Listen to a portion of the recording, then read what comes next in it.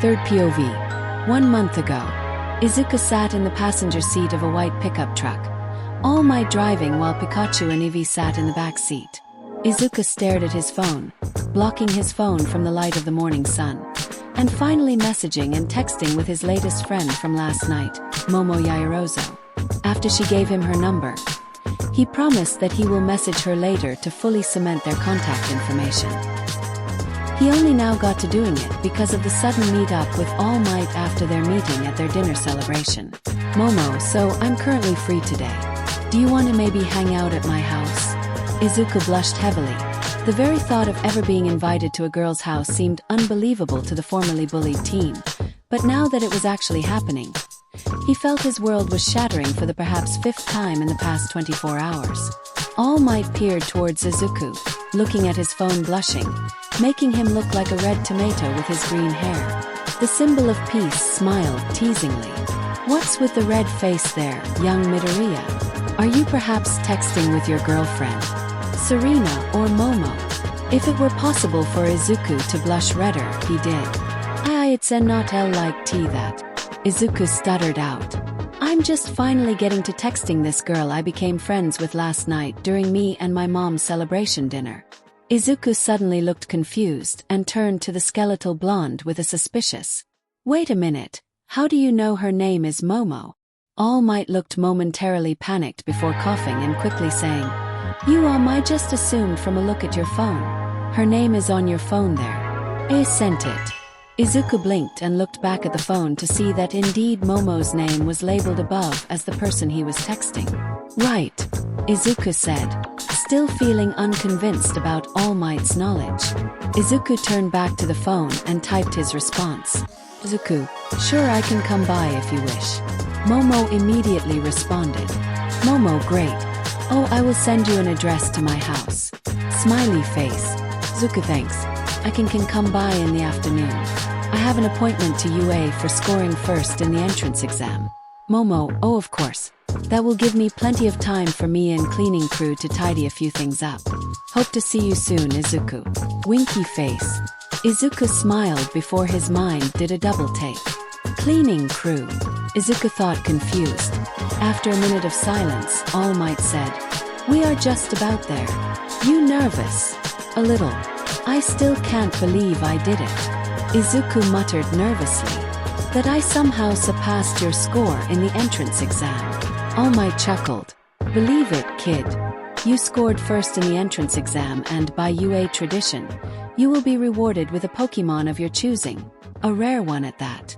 Still it kind of seems rather unfair. Izuku admitted, his face guilty.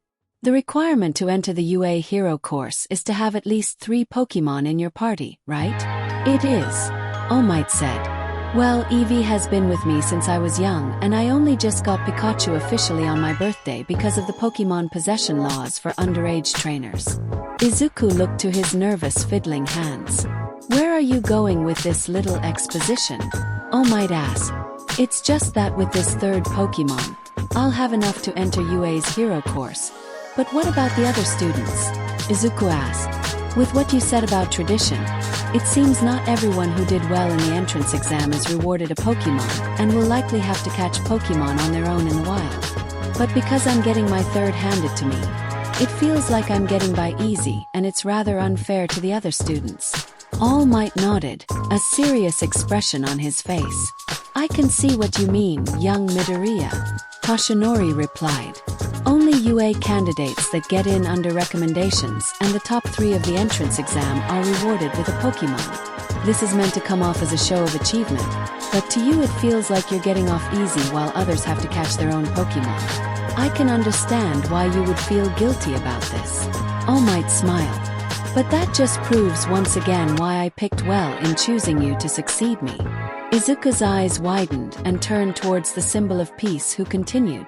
It shows you have a good heart, thinking of others' struggles rather than your own personal glory. Likewise, it shows that you are willing to put in the hard work and not take any shortcuts, like participating in the entrance exam despite being my successor. I am once again in awe of you, young Midoriya. Such a selfless heart with a fiery passion and determination. Izuku gaped at his mentor and idol in shock. his eyes welling up in tears. Thank you, All Might. Izuku sniffed and wiped away his tears. Hey, enough crying there, Toshinori said. While I understand your guilt and why you feel undeserving of this reward, remember what I told you back when I gave you one for all. There is a difference between being lucky and deserving. Izuku remembered All Might saying, one an accident, the other a reward. Never get the two confused. Those words didn't just apply to one for all, it also applies here.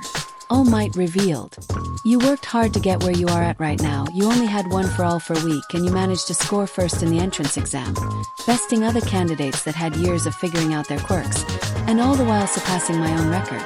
This reward isn't one just to pamper you, but as a symbol of your accomplishment, a reward you deserved for your hard work. Izuku gaped once again at the symbol of peace. The green-haired teen turned back to see his two Pokemon, who smiled and nodded at him, agreeing with All Might's words. Izuku smiled before turning back to the road ahead of him as they stopped by UA's entrance. You're right, All Might, Izuku said, his face now determined. I have to accept my reward and be proud of my accomplishment. I can't just keep calling myself unworthy or lucky. I have to keep my head held high and humbly accept this reward. That's the spirit. All Might smiled, giving Izuku a thumbs up. They two got out of the car and walked towards UA's gates. But if it makes you feel any better, there is in fact an additional requirement for students with reward Pokemon gifted to them. Huh, Izuku said, confused. To further prove themselves to enter UA to go plus ultra, as my alma mater says, they have to train said rewarded Pokemon to its first evolution, its secondary state before orientation. Present.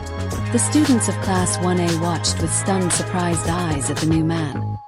His mere presence demanding their utmost attention, the very aura of the man illuminating and shining. My name is Tengaku Taisher, the now revealed man spoke. His voice smooth and soft like silk. Mr. Taisher, or just Taisher, would be alright. The man was tall, around a staggering 6 feet 4 inches. His pale white skin almost had a luminescent-like shine to it, and his white hair was long, reaching down to the middle of his back and luscious like a stream, with two silver-colored bangs parted on each side of his face that flowed down to his chin. The man wore a white professor's coat over khaki pants and a button-up silver-gray dress shirt. In the man's hand, he held a brown briefcase with a Pokeball symbol etched into it. His chin and ears were slightly pointed. His nose thin and short, silver-rimmed glasses placed over his stormy gray eyes. Izuku gaped at Taisher, a buzzing sound ringing in the back of his mind. He was suddenly drawn to the object hanging off the man's neck.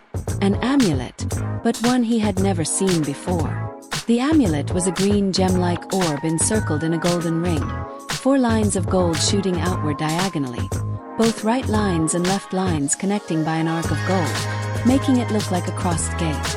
Encircling the golden ring of the amulet were 18 multicolored gemstones, from a fiery ruby, a grassy emerald, a deep blue sapphire and more.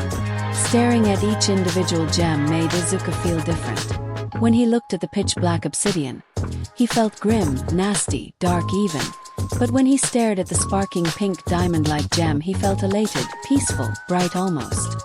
But when Izuku looked at the gem in the middle, it was the most intense. The green orb was perfectly roundish, no sign of a curve or indent on the gem, and appeared at first glance just a deep green stone. Yet the closer to the center the green-haired teen looked, the more he could see a glint of whitish light that seemed to swirl and, "Shall we get started?" Izuku was snapped out of his staring by the voice of the new teacher. "All right," Eraser said, seemingly unfazed by Taisher's presence. "I'll leave the class up to you. I'm going to take a nap." Grabbing his yellow sleeping bag, the insomniac teacher walked out the door, leaving the class with the new teacher. Now to begin this, I would like to introduce myself a bit more. But like Eraser says, time is precious. Taisher spoke again. As such, let us begin the afternoon class with a bit of a summary of what this class and future classes with me will be about. I understand that as exemplary students to have enrolled into one of the world's finest hero schools, nay schools generally, that you have read and fulfilled the requirements to attend, official and non-official. One particular requirement, I wouldn't call it as such by any means, if anything. I prefer to call it as an unspoken rule of U.A, so to speak. It's probably the rule that All Might told me a month ago, Izuku thought. Here at U.A, you will be pushed and trained to not only meet but surpass our expectations to the highest degree. Taisha continued. Not just in your quirks but your academics, emotional maturity, forward knowledge, intuition, experience, and understanding of the basics of Pokemon and the world we live in. And to cement the basics of Pokemon, this unspoken rule or pre-rite of passage to enroll here after the exams is to own up to at least 3 Pokemon. In accordance of the Pokemon possession laws for underage trainers that were established a few generations ago, as quirks started to rise, along with the hero and villain monikers among active quirk users, illegal Pokemon usage and collateral damages and casualties were too on a rise. Izuku frowned. He's right, Izuku mentally said. While not much is known during the dawn of quirks, what is known is that there was a large amount of chaos and uncertainty. Riots and protests, discrimination, large amounts of people using Pokemon on people. It was a nightmare back then to be someone with a quirk, a sort of reverse of now. Izuku's memories of his quirkless childhood flashed in his mind, much to his flinching displeasure. As such, in response to this situation, the leaders of the world came together and formed this law to lessen the amount of Pokemon an underage civilian could hold. Taisha explained. There have been many controversies over this law and many others that likewise restrict the amount for adults and even heroes, but that is for another day. Recently, you've aged past the underage limit of 15, allowing you freedom to own more than 1 Pokemon, your legal civilian limit now up to a standard 6. Though to pass this rite of passage, you only require 3, all of whom are registered under your trainer licenses. This is to show that you know most of the fundamental basics of the Pokemon world that will not need re-explaining. However, for a select few students, additional requirements, unofficial rules, were added. Excuse me, sir. Ida raised his hand. May you inform us of this select few students and additional rules? I fear that I am left confused as to who this may be referring to, and I'm sure I'm not the only one. Of course. Taisha replied with a kind smile. Most of you enrolled through the entrance exam and the rest by recommendations, and among the students that applied and got in through the entrance exam, the accepted students were ranked by number of both villain and rescue points, with the top 3 scores to be among this list of selected students, of which in this class included Jiro Kirishima, Katsuki Bakugu, and Izuku Midoriya. The students looked to the named 3 classmates, Kirishima wearing a proud smile, Bakugu simply scoffing, and Izuku smiling nervously. Additionally, the students who got in by recommendations are 2 added in this lineup, which includes Shoto Todoroki, Momo Yaoyorozu, and Serena Mariella. Taisha further informed, the class looking to a silent Todoroki, a neutral Momo, and a smiling Serena. Among these students, as well as the recommended students in Class 1B, their reward for such high accomplishments was a rewarded rare Pokemon. So for doing well in the entrance exam and for getting on recommendations, they got an easy second Pokemon? Mina asked. Indeed, Taisha answered. However, do not mistake this by any means as a show of pandering or favoritism.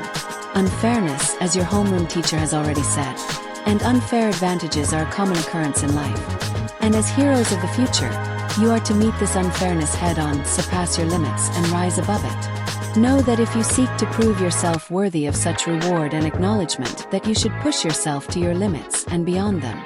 As such, this rule of life has too been applied to your fellow selected classmates. This additional unofficial rule they were to achieve was to evolve said rewarded Pokemon to its second form, its middle stage.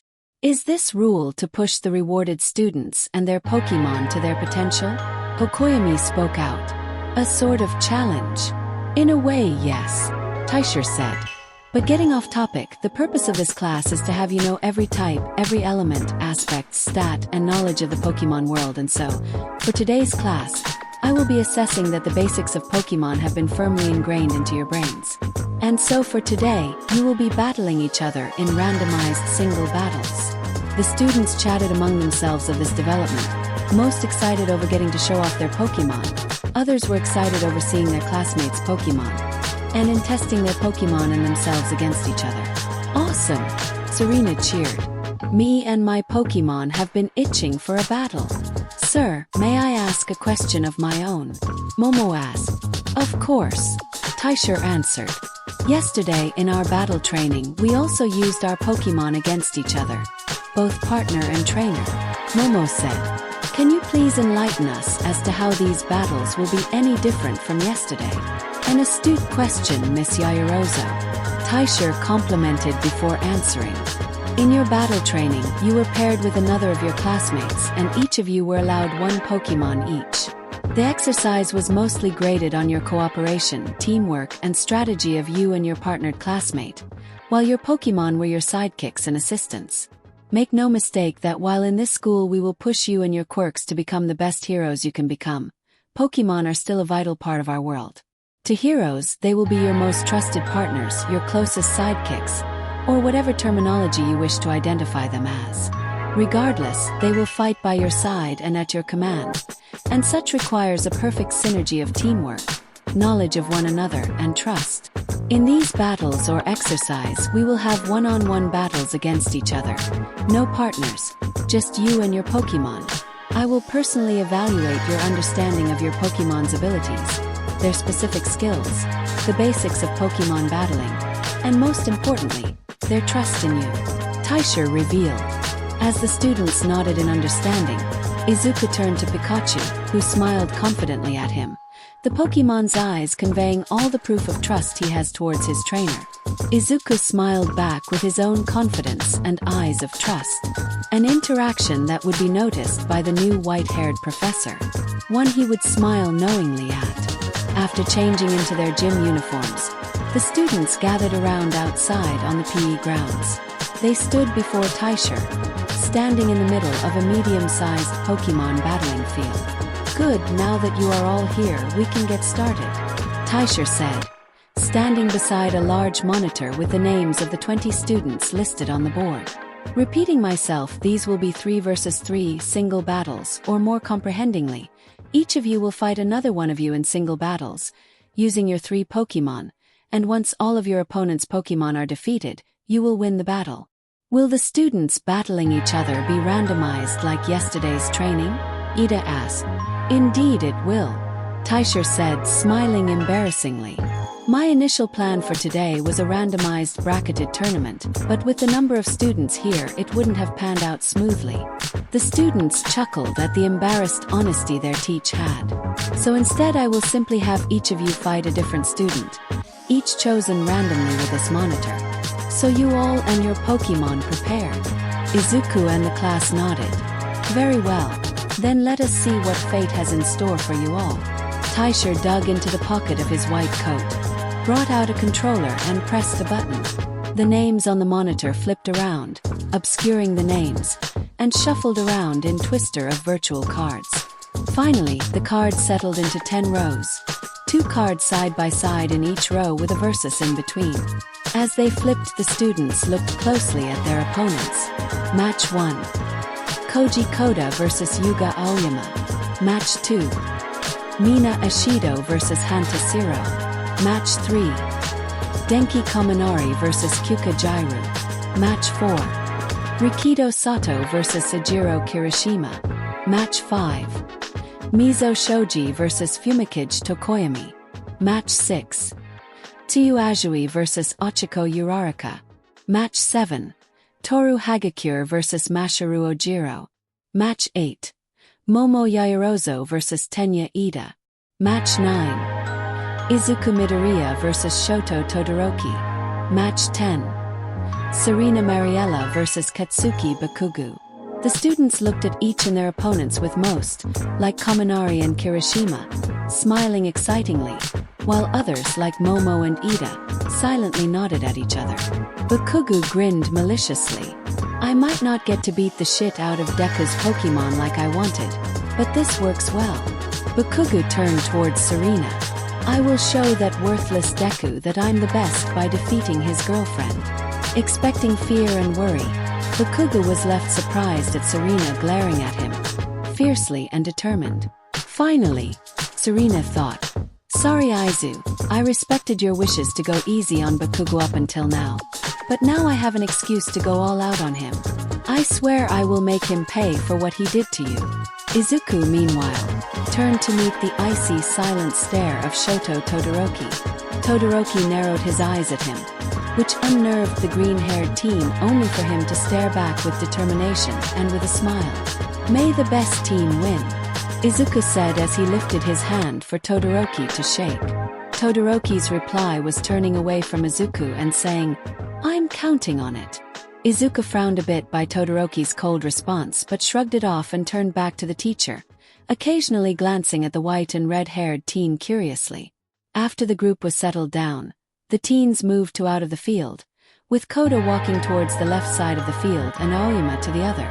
As the two got to their places, Taisher, standing upon a referee stand, yelled out, "Alright, for these battles I will be acting as the referee.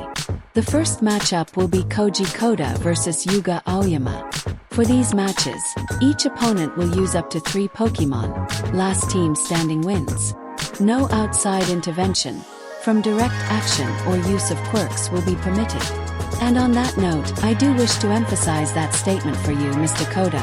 Taisher spoke towards the peculiar shape-headed, quiet teen.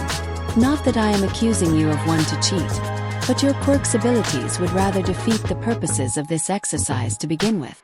Koda nodded sheepishly, rubbing the back of his neck. "Koji Koda. Quirk. Ani voice.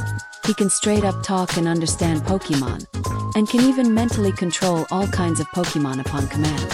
The only downside is bug types are slightly resistant and dark types are straight up immune. That seems a little rude to call him out like that," Hagakure said.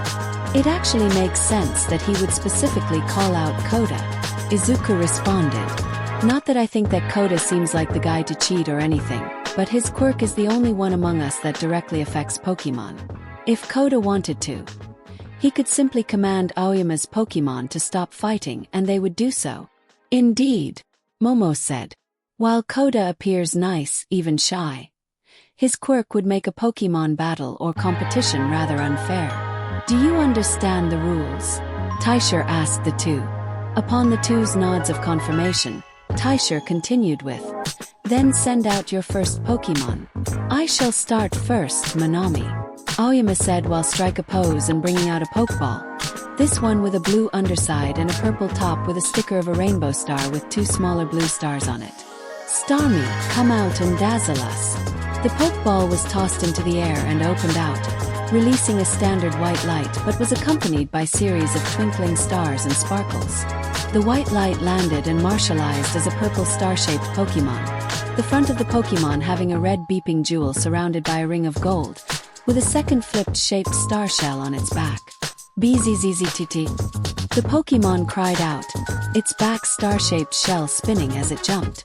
"Cool, the dude has a fully evolved Pokemon," Turo said. "Like you and your Lucario, Ida. Lucario and I have been partners since I was a little boy. So for Aoyama to have this Pokemon fully evolved could mean that this is his own childhood Pokemon too," Ida deduced. Izuku brought out his own Pokédex, Sinnoh Platinum Pokédex, and aimed it at the Starmie, the Pokédex male robotic voice speaking, "Starmie, the mysterious Pokemon, and the evolved form of Staryu. At the center of its body is a red core, which sends mysterious radio signals into the night sky. What about those sparkles when the ball opened?" Kaminari asked. "I wasn't the only one that saw that, right? That was a seal," Serena answered. "A seal?" Uraraka said, confused. "Seals are stickers that are attached to a Pokeballs so that they have a different effect when a Pokemon appears out," Serena explained. "Did you notice that his Pokeball was purple and blue?" Serena pointed at Aoyama's Pokeball, back in his hand. "That's a normal Pokeball, but it's inside a ball capsule with a seal placed on top, making Starmie's entrance different than normal." "How did you know about that, Serena?" Sue asked. "Before I decided on becoming a hero, I originally wanted to be a Pokemon performer or coordinator," Serena revealed. I love those performances and spectacles that I looked up all about things that would use for when I became one, like seals. What made you decide to be a hero? Mina asked. Serena was taken aback, the memories of her father and her decision flashing in her mind. It's personal, Serena said quickly. She turned to Izuku, who gave her a kind, comforting smile, one she returned gratefully. Oh, I'm so sorry. Mina apologized. No, it's fine, Serena said. But in the end, I decided that after I become a hero, I might try out performing after all. Kyuka overheard and whirled to look at Serena in surprise. She's just like Dash. Is something wrong, Jairu? Momo's questioned, snapping Jairu from her thoughts. No, Jairu said a bit too loudly. It's nothing. Just thinking. Koda grabbed his own pokeball and tossed it. Be Buniri, I choose you. The pokeball opened, shot out another beam of light, and out materialized a brown rabbit with 2 big ears, fluffy, light tan fur on the tips, 2 short arms, its lower body covered in the same light tan fur, its feet light tan as well, and a brown puff for a tail. It opened its black eyes, 2 dots of light tan just above the Pokemon's eyes, and smiled. Buniri. So cute. Mina and Hagakure squealed. Serena brought out her own Pokédex, Generation 6 Hoenn Pokédex, and scanned Buniri. Buniri, the rabbit Pokemon. When it senses danger, it perks up its ears. On cold nights, it sleeps with its head tucked into its fur. Pikachu gaped at the brown rabbit Pokemon, his eyes zeroing in until all he could see was her. Buniri's ears perked up and looked towards Pikachu. The two's eyes met, with Buniri getting blush on its cheeks, before pulling up its fur and covering her face shyly. Pikachu gained a blush in its cheeks too. Oh, looks like someone's Pokemon is in love. Mina cooed teasingly, much to Izuku's snickering and the electric mouse Pokemon scoffing and looking away. Hey, don't think you aren't part of this, Midori. Huh? Izuku said, confused. Why am I a part of this? It's simple really, Mina said, smiling teasingly as she leaned towards Izuku. Your Pikachu has clearly inherited his trainer's habits and traits, i.e. he has become just as much as a ladies' man, air Pokemon as you. Izuku blushed heavily and started throwing out cliché lines like, it's not like, and you got it all wrong. Meanwhile, a certain Pokemon inside a certain blonde and lightning bolt-haired teen's Pokeball started growling. The Pokeball surrounded in dark, jealous aura. Fighters ready? Kaishur asked. Buniri shook herself from her state, Koda nodding, with Oyama nodding as Starmie cried in acknowledgement. Battle begin. Go Buniri! Koda yelled straight away. Buniri complied, bouncing towards Oyama's Starmie quickly. Quick, but you Manami are too hasty, Oyama claimed, posing again. Let's stop that Pokemon in its tracks, shall we, Starmie? Psydash. Headbutt, Koda yelled, cutting Oyama's off. Buniri reached the purple starfish and slammed her head onto the Pokemon by its jewel, it crying out pain. Wow, so quick, Otto said. He spent too much time posing and monologuing that his opponent closed the distance fast enough to strike, Okoyami said. Snapping out of his shock, Aoyama quickly ordered, she's close to you, Starmie. Quick, point-blank hydro pump. Starmie failed to comply, its light beeping rapidly as it shook itself. It's flinched, Izuku said. Headbutt does have an estimated 30% chance to flinch its target. And given that it struck straight at its gem with that much force, it was more likely to occur. Momo added, nice Buniri, Koda yelled out. Press on with assurance. Buniri's ears glowed dark purple with malicious energy and slammed them one at a time onto the stunned Starmie's jewel.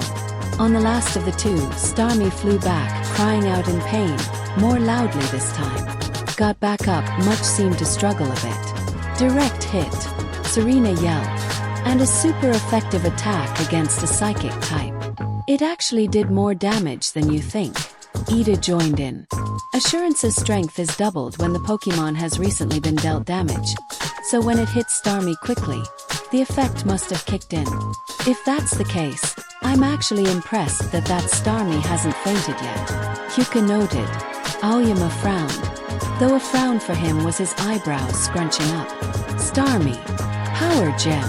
Starmie jumped up, creating illuminating gemstones and fired them at Buniri. Buniri. Dodge with quick attack and knock them away with pound. Buniri glowed white before zipping and bouncing around the field, dodging the gemstones. The ones that did get close, Buniri knocked them away with her glowing white ears. Smart and quick thinking, Taisher thought. Using an attacking move to dodge an opponent's attacks and using another for defense. Starmie, quick, fire thunder wave. Aoyama ordered while posing. Starmie spun its body and launched a wave of electricity onto Buniri, the wave colliding with it. Oh no, it got it hit. Uraraka cried out. We Manami, now attack quickly with flash cannon. Aoyama ordered. Starmie's jewel glowed before firing a silver-white blast of energy towards Buniri. Buniri, dodge! Koda yelled. Just before the beam of energy landed, Buniri jumped over the beam, it crashing towards the ground behind it. What? Aoyama questioned. But how? It's supposed to be paralyzed. Buniri landed, a few jolts of electricity sparking around its fur, before shaking it off. Its looks unaffected, but how? Uraraka questioned. It's the hidden ability Limber, Izuku said. Limber, Serena said confused. It's a hidden ability that prevents paralysis, Izuku explained. Hidden abilities are like rare abilities that few Pokemon can learn, with Limber being one for Buniri. It seems Buniri has that ability, rendering Thunder Wave useless. Buniri, trap it with Ice Beam, Koda ordered. Buniri jumped up and fired a blue lightning bolt full of chilly air, colliding with the Pokemon, the lower half of its body encased in ice. Starmie, get out with rapid spin. / Buniri, get in quickly and finish it with assurance. As Starmie struggled to spin its body to escape its icy prison, Buniri hopped over towards the immobile Pokemon, its ears glowing malicious, dark purple again, and slamming it onto Starmie. With the second hit, Starmie flew out of the breaking ice from the impact, sailing over and landing in front of Aoyama. It cried weakly before its red jewel started blinking repeatedly. Starmie is unable to battle, Taisher announced. Buniri wins. Aoyama, release your next Pokemon. As Aoyama returned Starmie to its Pokeball in a flash of red energy, the class muttered and praised Koda's strategy and Buniri's surprising power, the only exceptions being a bored Bakugu and an indifferent Todoroki. That was awesome, Izuku praised, eyes like comical stars. That Buniri has a hidden ability and is super strong. It's so cool. Pikachu blushed lightly at Buniri's victory, flapping itself with its tail. Is it getting hot in here, or is just me? Pikachu muttered. With Taisher. He nodded in praise at Koda's and Buniri's teamwork of commands and flawless execution. He watched as Aoyama threw another Pokeball, this one opening and revealing a Flaffy. This is going to be more interesting than I expected, he thought with an amused smile. A few matches later, in the end, Koda won his match against Aoyama with only his Buniri being defeated after a tough match with Flaffy, but resulted in a weakened Flaffy to be defeated swiftly by Koda's second Pokemon, Oranguru. He won the fight after a fierce match with Aoyama's final Pokemon, a Shinotic. Later, a few more matches passed by with multiple fierce, close matches. Izuku spent the matches analyzing each of his classmates' Pokemon, determining their strengths, weaknesses, and which Pokemon was their strongest and most experienced. He could tell by the agility and style of movement in Mina's Mook that it was both her strongest and longest-kept Pokemon. Similar observations were with Tsuyu and her Politoed, Shoji and his Graploct, Siro with his Ariados, and Tokoyami and his cool Corviknight. A notable surprise occurred when Ojiro's Meditite couldn't use Psychic on Hagakure's Kecleon, only for a latter successful Force Palm to reveal that Hagakure's Kecleon was in fact a disguised Zorua, both Pokemon and trainer chuckling at everyone's surprised faces at the sight of the rare Pokemon. Izuku noticed Taisher's eyes widened at the Zorua, Izuku noticing the subtle pain that slipped out for a moment. What was of course the most hilarious moment was Kaminari's Sparky giving Pikachu a flirty wink, much to the Pokemon's shudder. In the end, she proved herself in defeating Kyuka's surprising Noibat, but was then defeated by her loud red. In the end, the victors of their matches included Mina narrowing defeating Siro, Kaminari against Kyuka, Tokoyami besting Shoji, Azui defeating Uraraka, much to the Gravity Girl's dismay, and Kirishima barely managing a win against Sato, the latter's fighting types, especially his Machoke, nearly decimating Kirishima's rock-type Pokemon. With only the strength and defensive power of his Rhyhorn and Onix help securing victory. Currently, Izuku and the rest watched as Ida and Momo were on their final round. Both of them only had one Pokemon left, the two having a tense and exciting back and forth with the two trying to outsmart the other. Both Pokemon are unable to battle. Taisher announced, "Students, release your final Pokemon." Momo returned her fainted Togetic, while Ida returned his downed Skarmory. The two Pokemon fainting at the same time. Ida spoke out with, "I must commend you for your strategy and quick thinking, Yaoyorozu. That final metronome turning into a flare blitz was truly a spectacular gamble." Ida, with due respect, "That is too much credit." Momo said, "You know Metronome's choice was completely random. It was a desperate final attack, one that ended with my Togetic fainting as well. In either case, let us finish this battle to the best of our ability." Ida said, "Lucario, come forth." Lucario materialized out of Ida's Pokeball, huffing as it readied into a stance. Taisher smirked delightfully at the sight of the Aura Pokemon. "This is tense," Serena said. Ida saved Lucario, his strongest Pokemon, for last. "Momo's going to have to pull out all the stops to beat him," Uraraka said. "Me and Minnie barely managed to face him. He is really powerful. Come out, Wartortle." Momo yelled out as she threw her Pokeball. The white light from the ball faded to reveal an indigo-colored Pokemon with a brown and pale underside shell surrounding its entire chest. Its arms and legs stuck out the shell, standing on two legs. Its paws equipped with 3 sharp-clawed fingers and 3 pointed toes on its feet. A pale blue, furred tail stuck out the back, with 2 same-colored fur protruding from the sides of its head shaped like ears. Its mouth was in a wide smile, with fangs sticking out from both ends, opening its eyes as it cried, "Wartortle!" Pokemon cried out, "Whoa, another rare Pokemon!" Serena yelled excited. "And it's a water type too." Azui pulled out her Pokédex, Generation 3 Hoenn Pokédex, and scanned the said water-type Pokemon. Wartortle, the turtle Pokemon, and the evolved form of Squirtle. Its large tail is covered with rich, thick fur that deepens in color with age. The scratches on its shell are evidence of this Pokemon's toughness in battle. "Is this one of the rare Pokemon that Mr. Taisher said you guys got, Midoriya?" Sue asked Izuku. "Yeah," Izuku said. "After I got mine, Momo showed me her Pokemon, including a Squirtle she got as a reward. It's almost startling to see it evolve so fast." "Lucario, strike quickly with Force Palm," Ida ordered. Lucario zoomed towards Wartortle, his right paw glowing with blue aura fire. "Wartortle, Iron Defense," Momo commanded.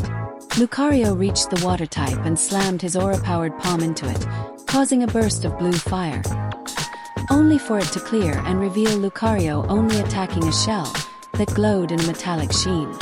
"Now attack with Brick Break," Momo ordered again. Wartortle head and limbs popped out and shot towards the motionless Lucario, striking its chin with a glowing white fist. Lucario cried out in pain at the super-effective damage. "That's a strong hit," Hagakure cheered. She focused on defense knowing that Lucario would be faster and stronger, Okoyami said. And with Lucario so close and his defense protecting him from that attack, she had Wartortle counterattack with a super-effective attack. Lucario get out of there and strike from afar with Shadow Ball. Lucario shook himself off and jumped out before Wartortle could strike again with another Brick Break. Lucario's drew his palms together and created an orb of shadowy energy and fired it at Wartortle. Evade with Rapid Spin. Momo yelled, Wartortle complying by retracting his body once more, this time spinning like a top and zipping away from the shadowy orb. Keep firing. Lucario complied with Ida's orders by launching more volleys of shadowy orbs at Wartortle, who spun away from the attacks, with only a couple glancing off its sides. As it neared the now landed Lucario, Ida ordered, Quick, strike with power-up punch. Lucario's fist glowed with an reddish-orange glow and struck at the rapid-spinning Pokémon, their colliding attacks causing sparks of energy to shoot out. They look equally as strong, Uraraka noted as she watched. Don't forget that Wartortle's increased defense is keeping him on par with Lucario's own strength, Serena said. However, Lucario glowed in a reddish glow and started pushing back against Wartortle, until ultimately sending the Pokémon flying backwards, who landed rolling into a stance. Lucario pushed him back, Kirishima noted. Power-Up Punch has the added effect of increasing a Pokémon's attack stats, Jiro informed. Its power boost gave Lucario enough strength to push Wartortle back. Lucario strike with Power-Up Punch, Ida yelled. Lucario's fist glowing reddish-orange once more and launching towards Momo's Pokémon. Wartortle dive, Momo yelled. Wartortle suddenly dived into the ground and disappeared into the ground in a slash of water. Lucario's strike whiffing at the now vanished Pokémon. What? Kaminari yelled. I didn't know you could use dive on land. I don't know why you didn't, Kyuka retorted. Pokémon are magical creatures that we still don't know full well enough with our science. It's best not to think too hard on logic when it comes to them. Lucario searched for the hidden Pokémon before Ida ordered, Lucario, use your aura to find it. Lucario nodded, bringing his right palm over his heart, closed his eyes and hummed, his teardrop-like ears rising up as it exerted his aura over the battlefield. Izuku flinched and rubbed his aching head as the same ringing sensation occurred. Taisha noticed from afar, his focus momentarily off the battlefield, noting the green-haired student with a serious expression. Meanwhile, Lucario sensed the battlefield and sensed the watery blue aura of Wartortle swimming right underneath him. Lucario's eyes shot open and let out a gruff of acknowledgement. Momo's eyes widened in alarm and yelled, Wartortle, get out of there. Ida smiled at the opportunity. Lucario, strike the ground with power-up punch combined with force palm. Lucario slammed his palms together, the two paws covered in blue aura before roaring and separating his hands. The blue fire combined with a reddish-orange glow. Lucario proceeded to slam his fists into the ground cracking and shooting upwards as Wartortle blasted out of the ground in a cry of pain. Wartortle landed in a hard thud. Wartortle, are you okay? Momo asked the downed Pokémon. Wartortle groggily got back up, shook himself off and gave a clawed thumbs up in response. Meanwhile, back with the group of students watching, Uraraka noticed Izuku's scrunched up, pained face. Deku, are you alright? Uraraka asked, concern over her classmate/secret crush. Why yeah, Izuku grunted out. Just a bit of a headache. Taisha, watching from afar, hummed in thought before turning his full attention back to the field. Alright, let's finish this quickly, Momo said. Envelop him in whirlpool. Wartortle glowed blow before creating a vortex of water over his head. Lucario, quick, destroy it with aura sphere. Ida yelled. Lucario attempted to create a sphere of pure aura energy, before winching, the orb of aura vaporizing. Crap, he can't move. He used too many moves simultaneously. Wartortle launched the whirlpool at Lucario, which enveloped him, Lucario spinning around in the watery vortex, disoriented. Lucario, concentrate on your aura. Use force palm with your aura and blast the whirlpool away, Ida ordered. Lucario steadied himself in the vortex and focused on his aura into his palms. As they lit in blue flames, Lucario grunted as he gathered more and more aura into his attack, the flames growing larger and brighter. Intriguing, Taisha muttered. Lucario's eyes flared open, and as he roared, swiping his palms around him, the whirlpool breaking up at the force of the power. The class gaped in awe of the Pokémon's power. So cool. Zukuad. So manly. Kirishima roared. Lucario raised its head towards his opponent's direction, only to find Wartortle had disappeared.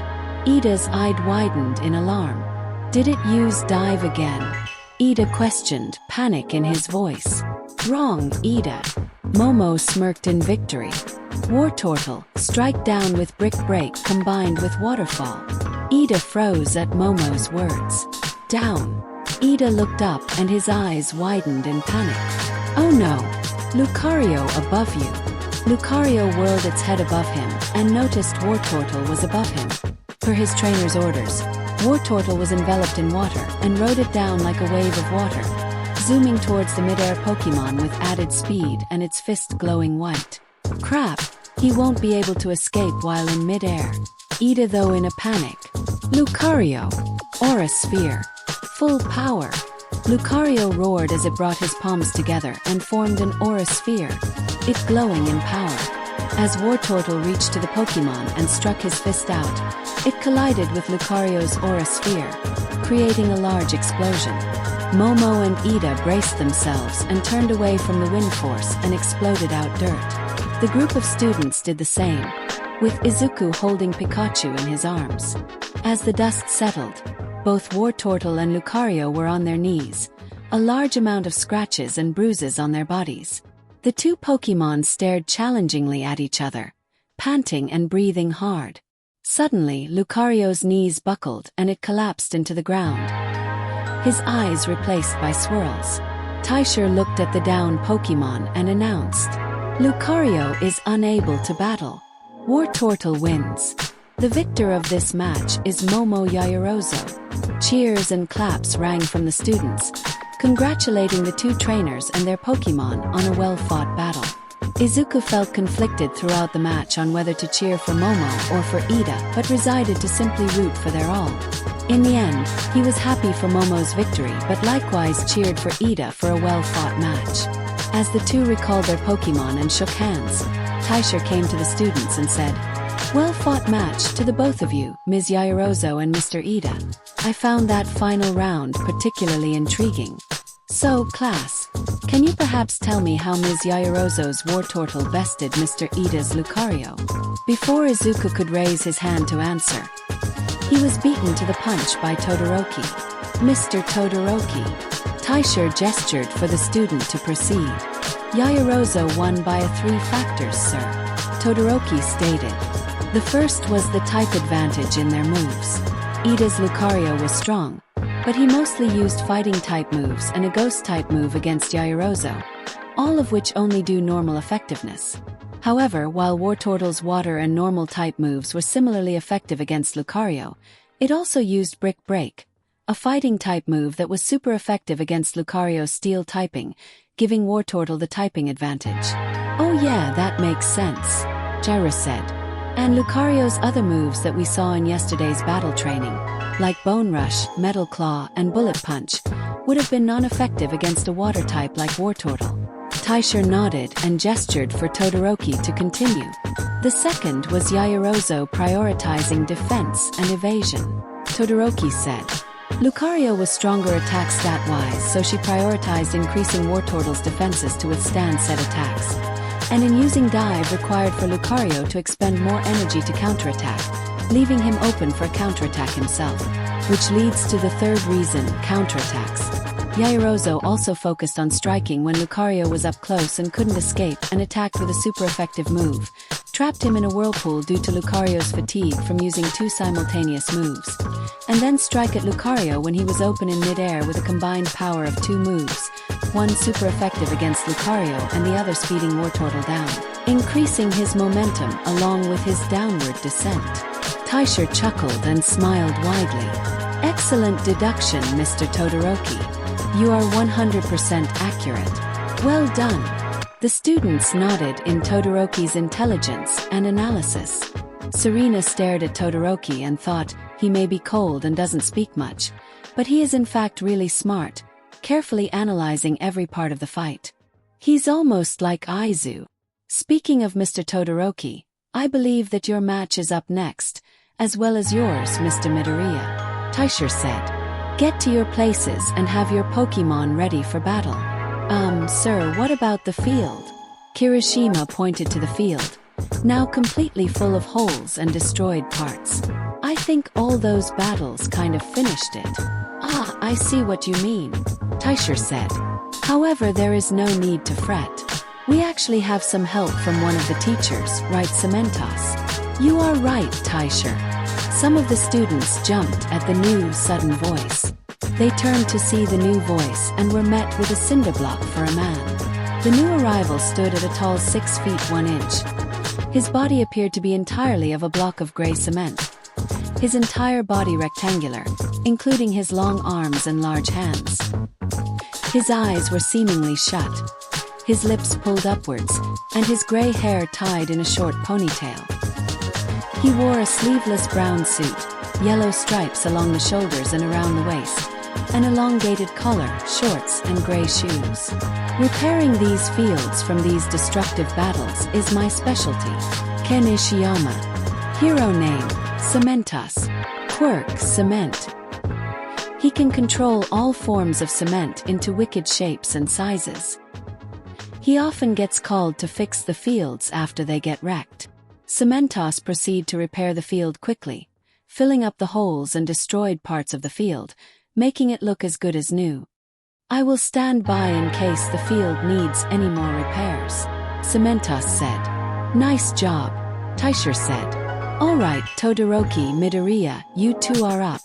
Izuku and Todoroki nodded, the two giving each other a determined stare, before Todoroki wordlessly walked to his end of the field. Izuku felt a hand on his shoulder, turning to see Momo smiling, saying, Good luck, Izu. Good luck, Midoriya. Ida joined in. While Todoroki is rather powerful with his quirk, his Pokemon are also not ones to mess with. It's true, Serena said. His Alolan Ninetales practically hooped Piplup and Yamamo's Togetic, but I know you can win, Izu. You too, Pikachu. Pika-Pi. Pikachu responded, determined. Before Izuku could respond, the rest jumped in with their own words of encouragement. Good luck out there, Deku. Uraraka said. I'm sure you will win. Kicked Todoroki's frosty butt. Hagakure cheered, waving her invisible arms like a cheerleader. Good luck, Midoriya, Shui said. Not to be rude, but you are gonna need it against him. Do great out there, Midori. Mina cheered.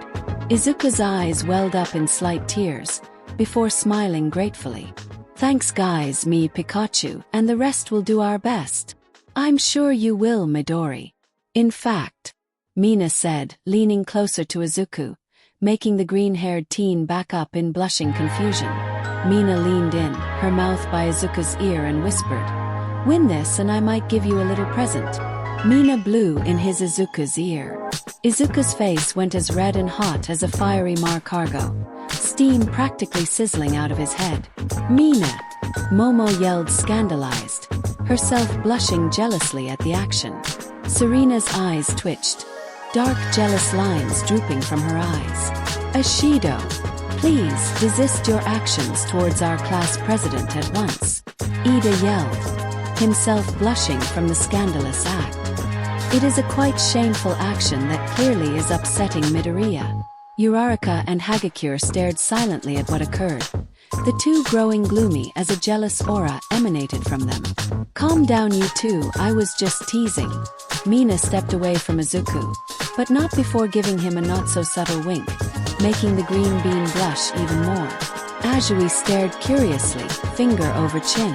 Interesting. Asterisk rib bit asterisk. The frog girl thought. Midoriya is clearly not a pervert, yet it seems like all the girls beside Kyuka are attracted to him. I wonder if I will too. He is rather adorable, like a baby score bunny. Meanwhile, Kyuka raised her eyebrow again at the events that she beheld. Already in school for 3 days and Midoriya is practically the center of attention, especially with the girls. Not that you'll find me going gaga over a dude. After all words of encouragement were said, and Izuku managed to stop blushing, he and Todoroki stood at opposite ends of the field, staring each other down. Bakuga watched from the sidelines and smirked.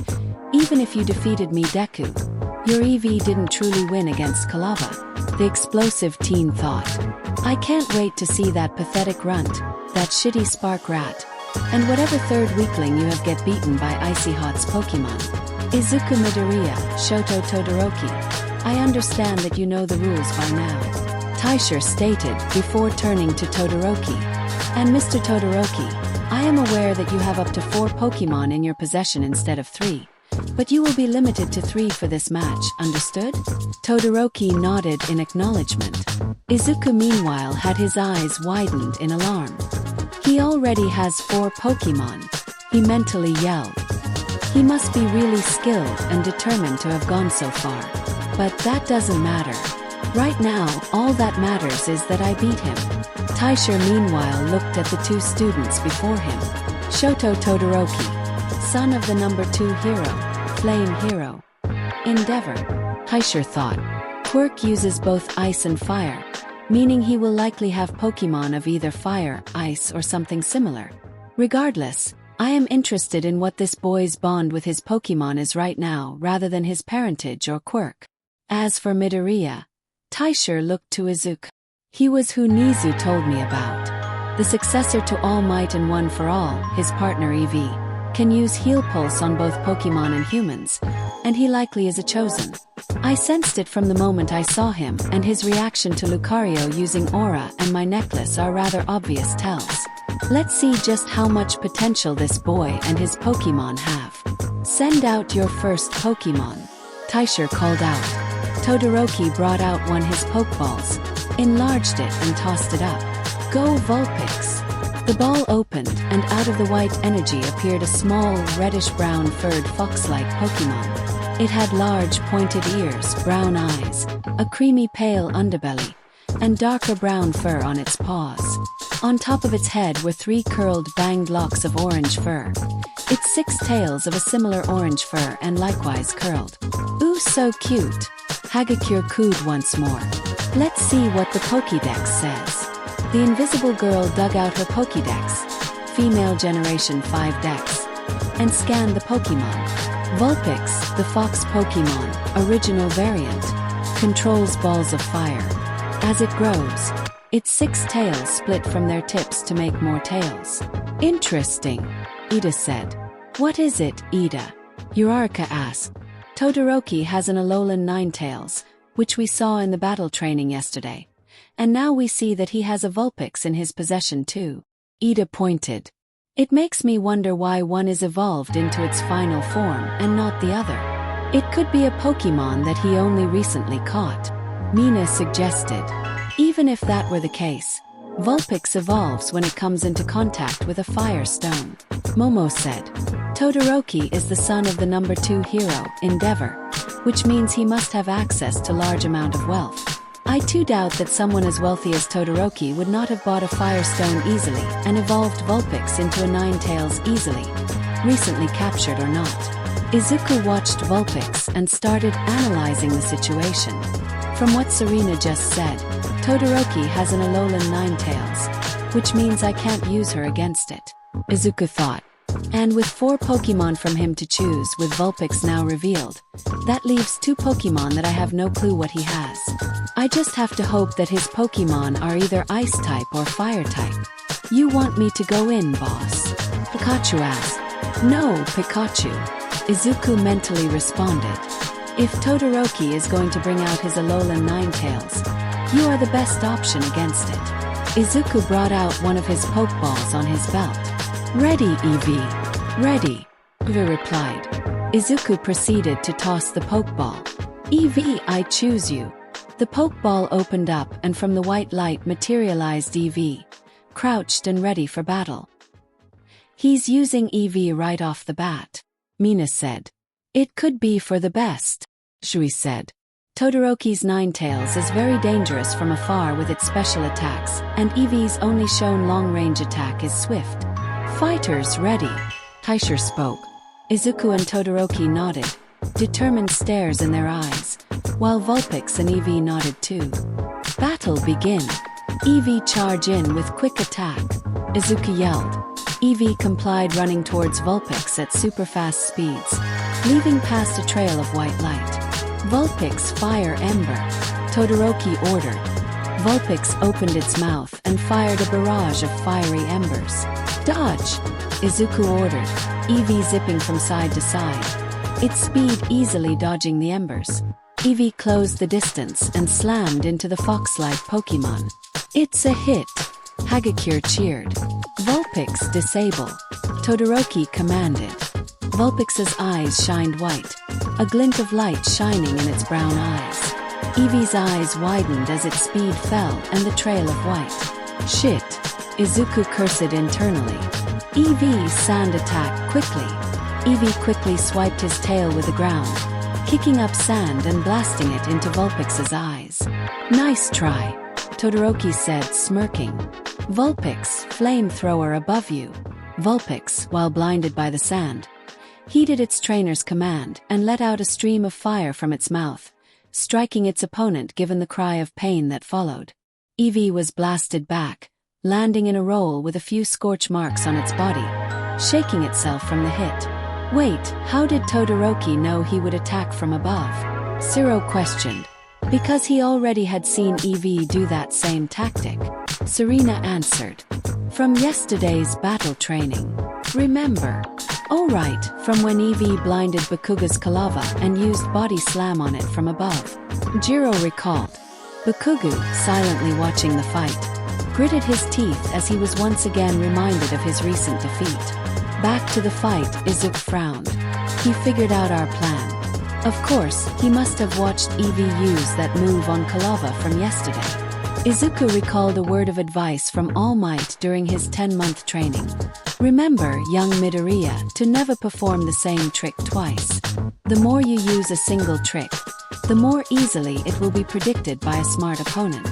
I can't do the same attack again. Todoroki already has that figured out, Izuku thought. And I can't use quick attack because Todoroki disabled it. What do I do? Vulpix, press the attack, flamethrower. Todoroki commanded. Vulpix released another stream of fire towards Eevee. Eevee, protect! Izuku quickly yelled. Eevee erected a green bubble over itself, protecting itself from the flames. But as the flames dispersed, along with the bubble, Vulpix appeared right in front of Eevee. What? Izuku yelled, confused, before realizing the streak of white behind Vulpix. Its nose, quick attack too. Vulpix slammed into Eevee, the evolution Pokemon crying out in pain. Vulpix, attack with Ember. Todoroki ordered. Vulpix quickly fired more fiery embers point blank at Eevee, the evolution Pokemon being pelted over and over. I have to think of something or Eevee is done for, Izuku thought, before his eyes widened before smirking. Eevee, sand attack. Eevee frowned in confusion before realization flashed in its face and nodded. It swiped the ground again with its tail, covering the two in a dust cloud of sand. What is he doing? Kaminari questioned. Doesn't he know that Todoroki will expect that again? Bakugu narrowed his eyes in suspicion. Predictable, Todoroki muttered. Vulpix, flamethrower above again. Vulpix complied and fired its stream of fire upwards, parting the sand, and finding Eevee not there. What? Todoroki questioned. His eyes widened in surprise. Wait, where is the little guy? Kirishima questioned too. Look down, Momo said, a knowing smile on her face. The students, along with Vulpix's eyes, looked down to see the dust clearing and showing Eevee sliding under the stream of fire till it was right below Vulpix. Todoroki's eyes widened in alarm. Vulpix, bring that flamethrower down now. Vulpix attempted to bring down the stream off fire, but Eevee, tackle! Izuku yelled. Eevee shot upwards and slammed his head onto Vulpix's descending chin, the fire type crying out pain as the stream of fire was cut off. Now jump and use Body Slam. Eevee sprung himself into the air with its tail while Vulpix fell down on its backside. Eevee flipped in midair and crashed onto Vulpix's exposed underbelly, it gaping in pain at its weak spot. What did I just see? Kaminari questioned. He used sand attack knowing that Todoroki would think he would attack from above again, but instead he attacked from below. Ida summarized. Eevee would then take advantage of Vulpix's disorientation and his momentum to jump and body slam it, causing more damage. Still, how did Midoriya's Eevee know to duck? Zero said. That answer would come from Taisher, smirking in delight. I see, Taisher thought. He used his bond with his Eevee to convey a mental message before Eevee used the attack. Rather useful skill to not let your opponent know your plan. And while that may be considered cheating to some, I'll allow it since other experienced trainers can replicate the same results with eye contact or hand gestures. Eevee jump out and use Swift, Izuku ordered. Eevee complied, jumping from Vulpix and swiping its glowing tail in mid-air and releasing a barrage of yellow stars towards the downed Pokemon, pelting it with them. Todoroki growled as Vulpix stood and shook itself off while Eevee landed in a crouch. Clever, he grumbled. He noticed the injuries on Vulpix and Eevee. Both looked to have gotten a lot of damage. One more flamethrower should do it. Eevee charged with Tackle. Eevee rushed towards the fox-like Pokemon once more. Vulpix, keep it away with flamethrower. Todoroki yelled in response. Vulpix fired a stream of fire towards the approaching evolution Pokemon. Izuku smirked. Eevee Maneuver 13. Todoroki frowned in confusion. Maneuver what? Hagakure asked confused. Serena beside her widened her eyes in surprise before smiling. As the flames neared Eevee, it suddenly its feet sideways and spun on its heels, sidestepping and spinning away from the stream of fire, with only its tail getting slightly singed. Eevee gritted in the slight pain before launching forwards again towards Vulpix. Whoa, check out those moves. Mina cheered. That must be what Maneuver 13 meant. Eevee used its momentum once again and spun around the attack. Momo analyzed. Izuku, you truly are an intelligent strategist. Maneuver 13. Serena mentally said. It's one of the strategies and plans that Izuku wrote in his hero journal, the Scorched One. He and his Pokemon trained in those maneuvers so well, they practically know them by heart at this point.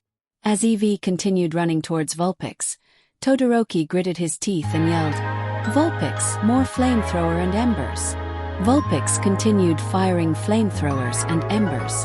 Keep going and defend with Swift, Izuku ordered back. Eevee would sidestep, roll and spin around more of Vulpix's flamethrowers and embers, while unleashing more waves of Swift to block those it couldn't fully dodge. Bakuga's eyes widened at Eevee's movements, thinking back to his infamous encounter with the sludge villain, and Deku dodging the villain's attacks and blinding it. The nerd's using his experience from that time and teaching his Pokemon to move like him. He gritted his teeth and clenched his fists. Fucking Deku. Fucking making me remember me being so weak. Fucking damn it. As Eevee reached Vulpix's place, Todoroki yelled, Flamethrower. Jump! Izuku yelled. Eevee jumped up as Vulpix fired another flamethrower, it exploding up dust from where it once was. Got you! Todoroki smirked. Oh no, Eevee's stuck in midair. Uraraka yelled. Full power, flamethrower. Todoroki commanded. Vulpix fired a large stream of fire at Eevee. Protect! Izuku yelled. Eevee created another green bubble that blocked the firepower as Eevee descended towards Vulpix. Finish it with Take Down. Eevee jumped out of the green bubble and, while covered in a slight white glow, slammed into Vulpix hard, slamming the fox-like Pokemon into the ground. Eevee jumped back, flinching at the recoil damage, before looking back at the downed opponent. Vulpix struggled to rise before it collapsed onto the ground and fainted. Vulpix is unable to battle, Taisher said. Eevee wins.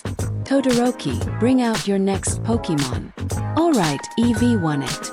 Uraraka cheered. Impressive strategy, Ida said. Using Protect as a surface and jumping out of it was rather risky, but it paid off in Vulpix's defeat. Todoroki made Vulpix expend too much energy with continuous flamethrowers and embers, making it weaker and more easily knocked out by a powerful move. Momo deduced. Nice job, Eevee. Izuku telepathically said to his Pokemon with a nod. You did awesome. Thanks, Izuku. Eevee replied as it walked back to Izuku's side of the field. Couldn't have done it without your strategies. Izuku nodded before looking back to Todoroki as he recalled Vulpix wordlessly.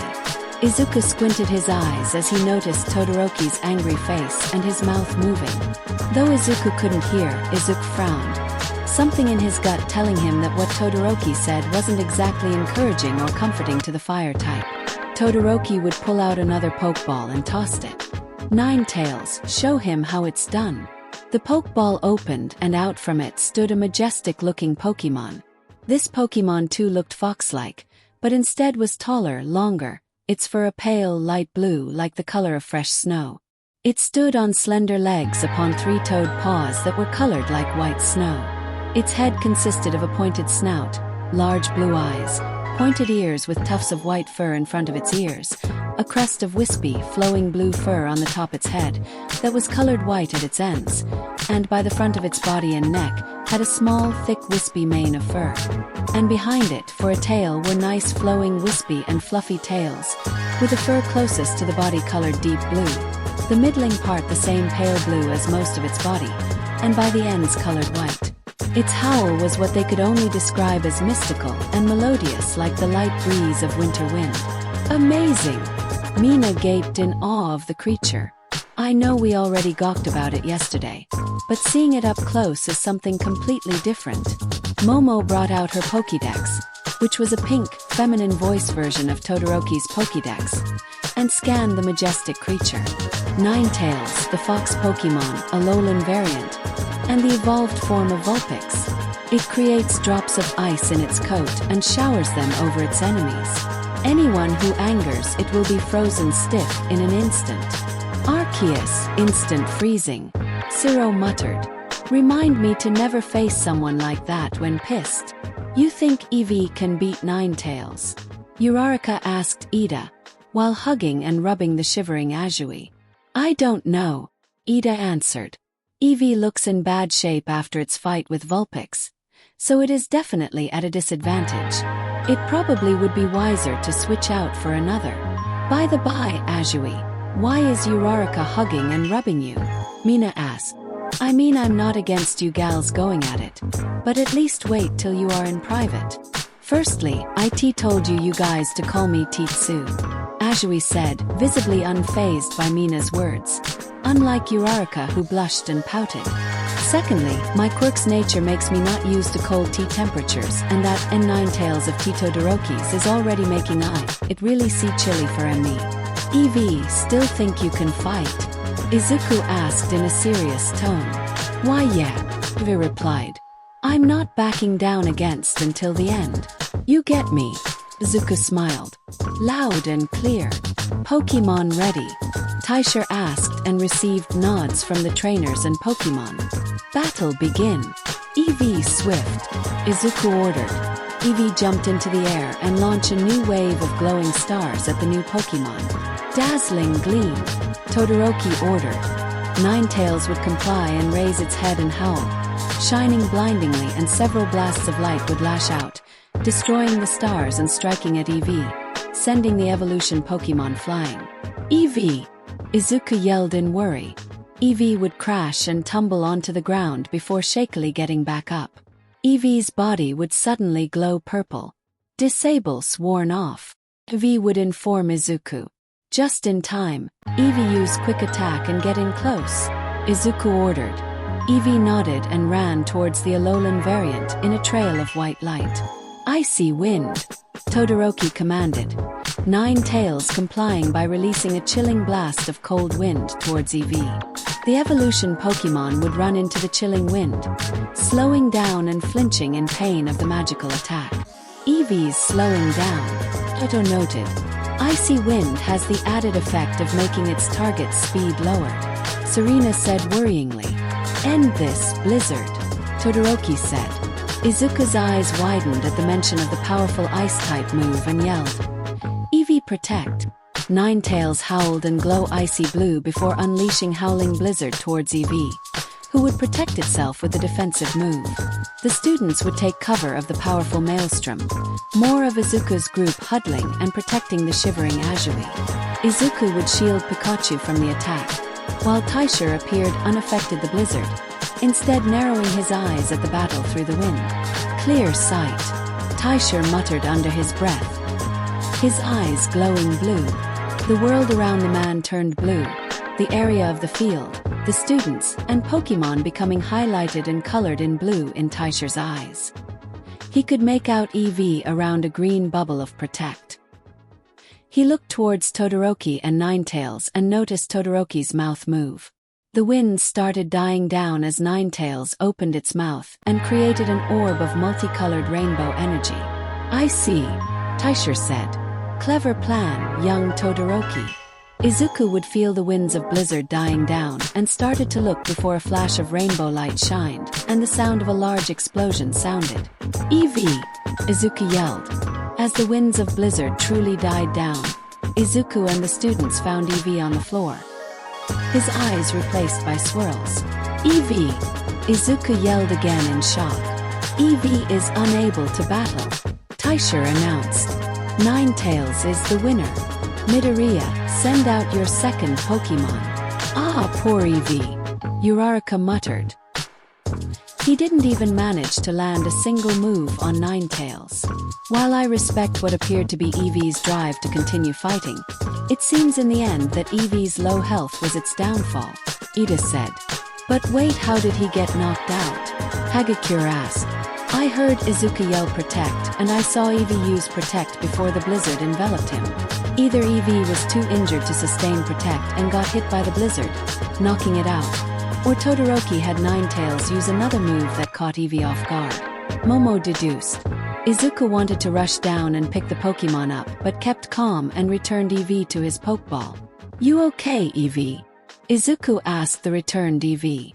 "Ugh, I'm fine," EV managed to groan out. "I'm sorry, Izuku. When the blizzard started dying down and I let down protect and I got hit by a really strong rainbow beam." "Aurora beam," Izuku muttered. "With the stab boost and your already injured state, it must have been too much. Rest easy. You did amazing." "Rest well, Dusty. I'll go get you some payback," Pikachu said. "You wanna go in, Pikachu?" Izuku asked. "I'm the perfect choice," Pikachu replied. "I'm arguably your strongest Pokemon, and I wager that this Pokemon's got some psychic-type moves that will be bad against the new girl." Izuku thought it over before nodding and saying, "Alright, Pikachu, you're up." Izuku threw his arm out and Pikachu ran up it and jumped out onto the field.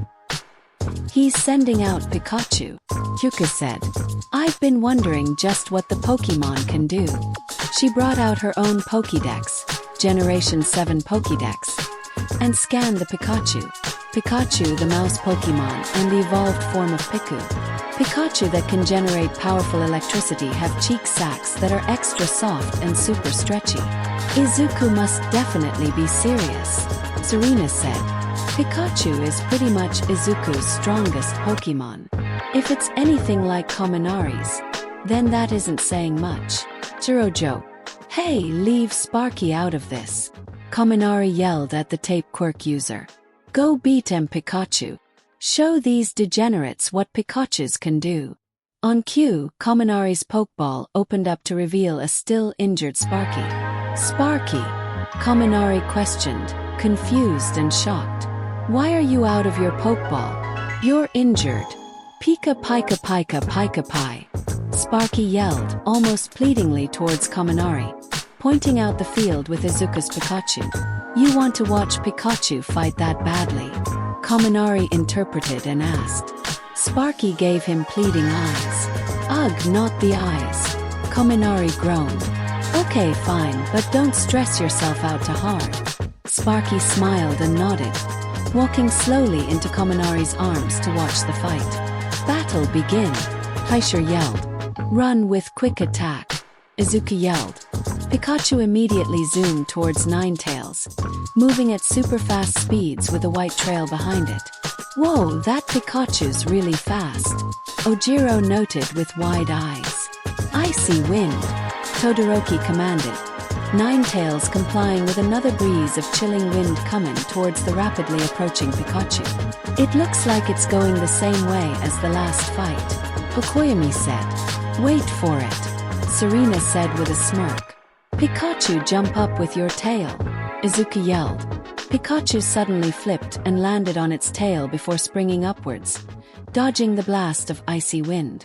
Ninetales, blast it down with Aurora Beam, Todoroki ordered. Ninetales released a rainbow-colored blast of energy towards the mid-air Pikachu. Blast through it with Thunderbolt, Izuku ordered himself.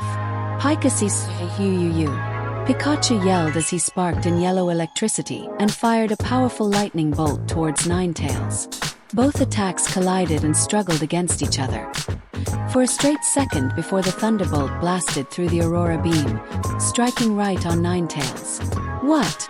Todoroki cried out in shock. Speaking of which, Ninetales howled in pain and was blasted backwards as it landed and slid on its side, sparks of residual electricity jolting around its body.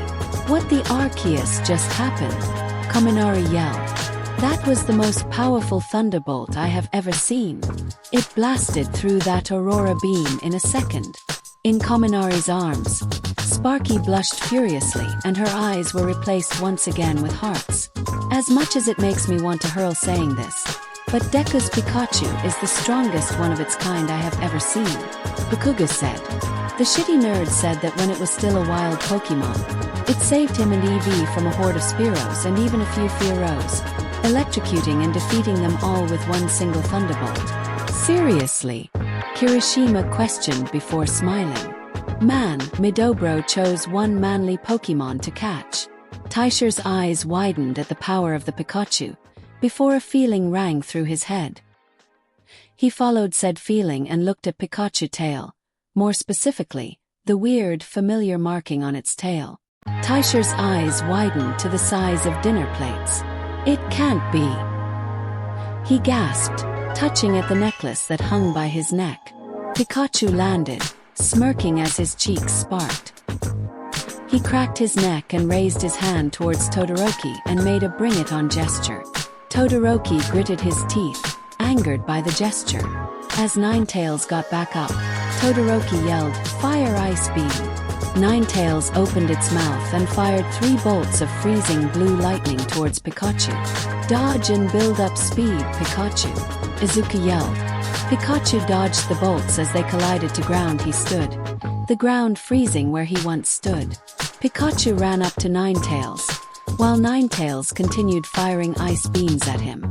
As he got closer, Todoroki yelled, "Moonblast!" Ninetales shined in silvery moonlight before creating an orb out of the same energy and firing it at Pikachu. "Electro Ball!" Izuku ordered. Pikachu flipped into the air, his tail gathering electricity till it formed into an orb out of electricity. Pika-Pi! Pikachu hurled the orb at the moonblast, the two clashing before both exploded, creating a burst of smoke and dust. Pikachu landed and crouched, waiting for orders and an attack. But from the dust, Todoroki's voice called out, "Dazzling Gleam!" The smoke was blasted away with shining light, rays of light striking and blasting Pikachu back. Izuku gritted his teeth and yelled, "Get in close with quick attack and use Iron Tail." Pikachu super sped towards the now visible Ninetales, his tail starting to glow white, until Todoroki yelled once more, "Blast back with Dazzling Gleam." Ninetales would once more shine brightly and release rays of light that sped towards Pikachu. Pikachu jumped, his tail turning metallic and slammed and attacked a few rays of light before he was overwhelmed, blasted back again. "Ice Beam!" Todoroki continued ordering, Ninetales firing the attack in compliance. "Dodge and use Thunderbolt!" Izuku commanded. Pikachu dodged the bolts of ice again and fired another Thunderbolt at the Alolan variant. "Dazzling Gleam!" Todoroki ordered again. Ninetales shined brightly for the 3rd time, the rays of light destroying the Thunderbolt. "He's just using the same move over and over," Kirishima yelled, outraged. "Be a real man and do something else, you spammer." Regardless of how many times he's using it, it's still a viable strategy, Momo said. With his multitude of special attacks, he can match Pikachu's attacks and keep him back. Still, come on Deku, Uraraka muttered. Find a way to break through. Izuku meanwhile frowned in thought. This is bad. With Dazzling Gleam and Moonblast, he can match Pikachu's attacks and push him back, and he can still attack Pikachu with Ice Beam and Aurora Beam, and it's only a matter of time before he decides to fire another blizzard. How can I break through his long-ranged attacks? Flashback. Pikachu was suddenly struck by Hawlucha's glowing fist. Pikachu crying out in pain. Now body press, Toshinori yelled. Hawlucha flew up and crashed onto Pikachu's body chest first and slammed Pikachu into the ground. Hawlucha jumped backwards and landed while posing with his arms out. Pikachu tapped the ground with its paw, panting. Time out. Izuku interpreted Pikachu's action. I suppose we can take a break, Toshinori said with a chuckle. Maybe wait till Pikachu's imprint isn't on the ground anymore. True to his jest, Pikachu's actual outline of his body was imprinted into the ground underneath him. Izuku, All Might, and the two Pokemon sat and ate amidst the trash heap that was Dagoba Beach. Several months' worth of training making the once towering mountains of garbage into significantly lowered mini-hills. Izuku ate from his energy bar while All Might drank some water from his bottle. Izuku thought for a minute before saying, Hey All Might. Yes, young Midoriya. All Might responded. I was wondering, how did you and Hawlucha do that? Izuku asked. I mean, get past Pikachu's special attacks. They are almost impossible to get past. Ah, I see. Well, I suppose that I should tell you of a little technique that me and my Pokemon have been developing, Toshinori said. I call it counter shields. Counter shields. Izuku repeated the word confused. Pikachu and Hawlucha sat nearby eating a couple or oran berries. Yes, All Might said. They are technique where a Pokemon uses a normally offensive or even status-affecting move and uses it as a defensive shield. For example, Hawlucha. All Might called out towards the wrestling Pokemon, which stood up and waited for his trainer's orders. Show Izuku what I mean. Perform the Feather Dance Shield. Hawlucha nodded before jumping into the air and started performing the move Feather Dance, but instead of launching the mass of feathers, he instead started spinning in mid-air, the magically appearing feathers spinning around with him until Hawlucha became a rapidly spinning mass of thick feathers. All Might buffed up and threw a can at high speeds at the feathery shield, the can bouncing off of the shield.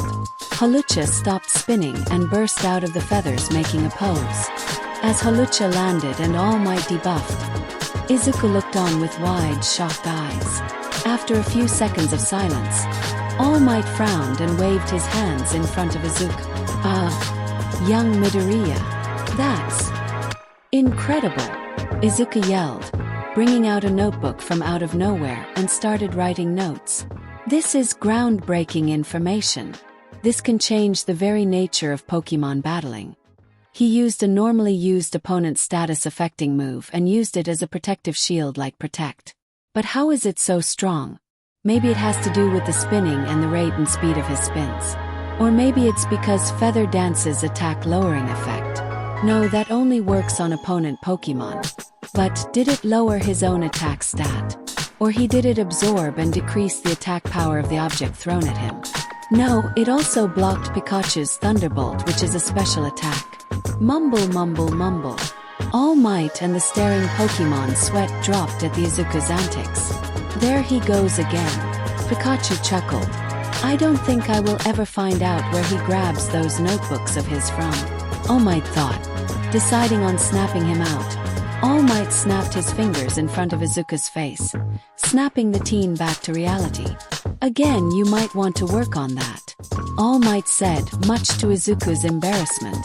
And to answer the questions that I could understand from that mumble stream of yours, it doesn't have to only be things like status-affecting moves, but also special attacking moves like Flamethrower or even Thunderbolt. How it works depends on the move and style, but it can work as a deterrent to physical attacking moves and even ranged-based attacks. So I could do the same with my Pokemon, Izuku said. Like with Pikachu. All Might nodded. It will take a lot of work and practice, but I know for a fact that you two can do it. The key to the counter shield is imagination. Flashback over. Izuku's eyes widened as the memory flashed in his mind before smiling. Pikachu!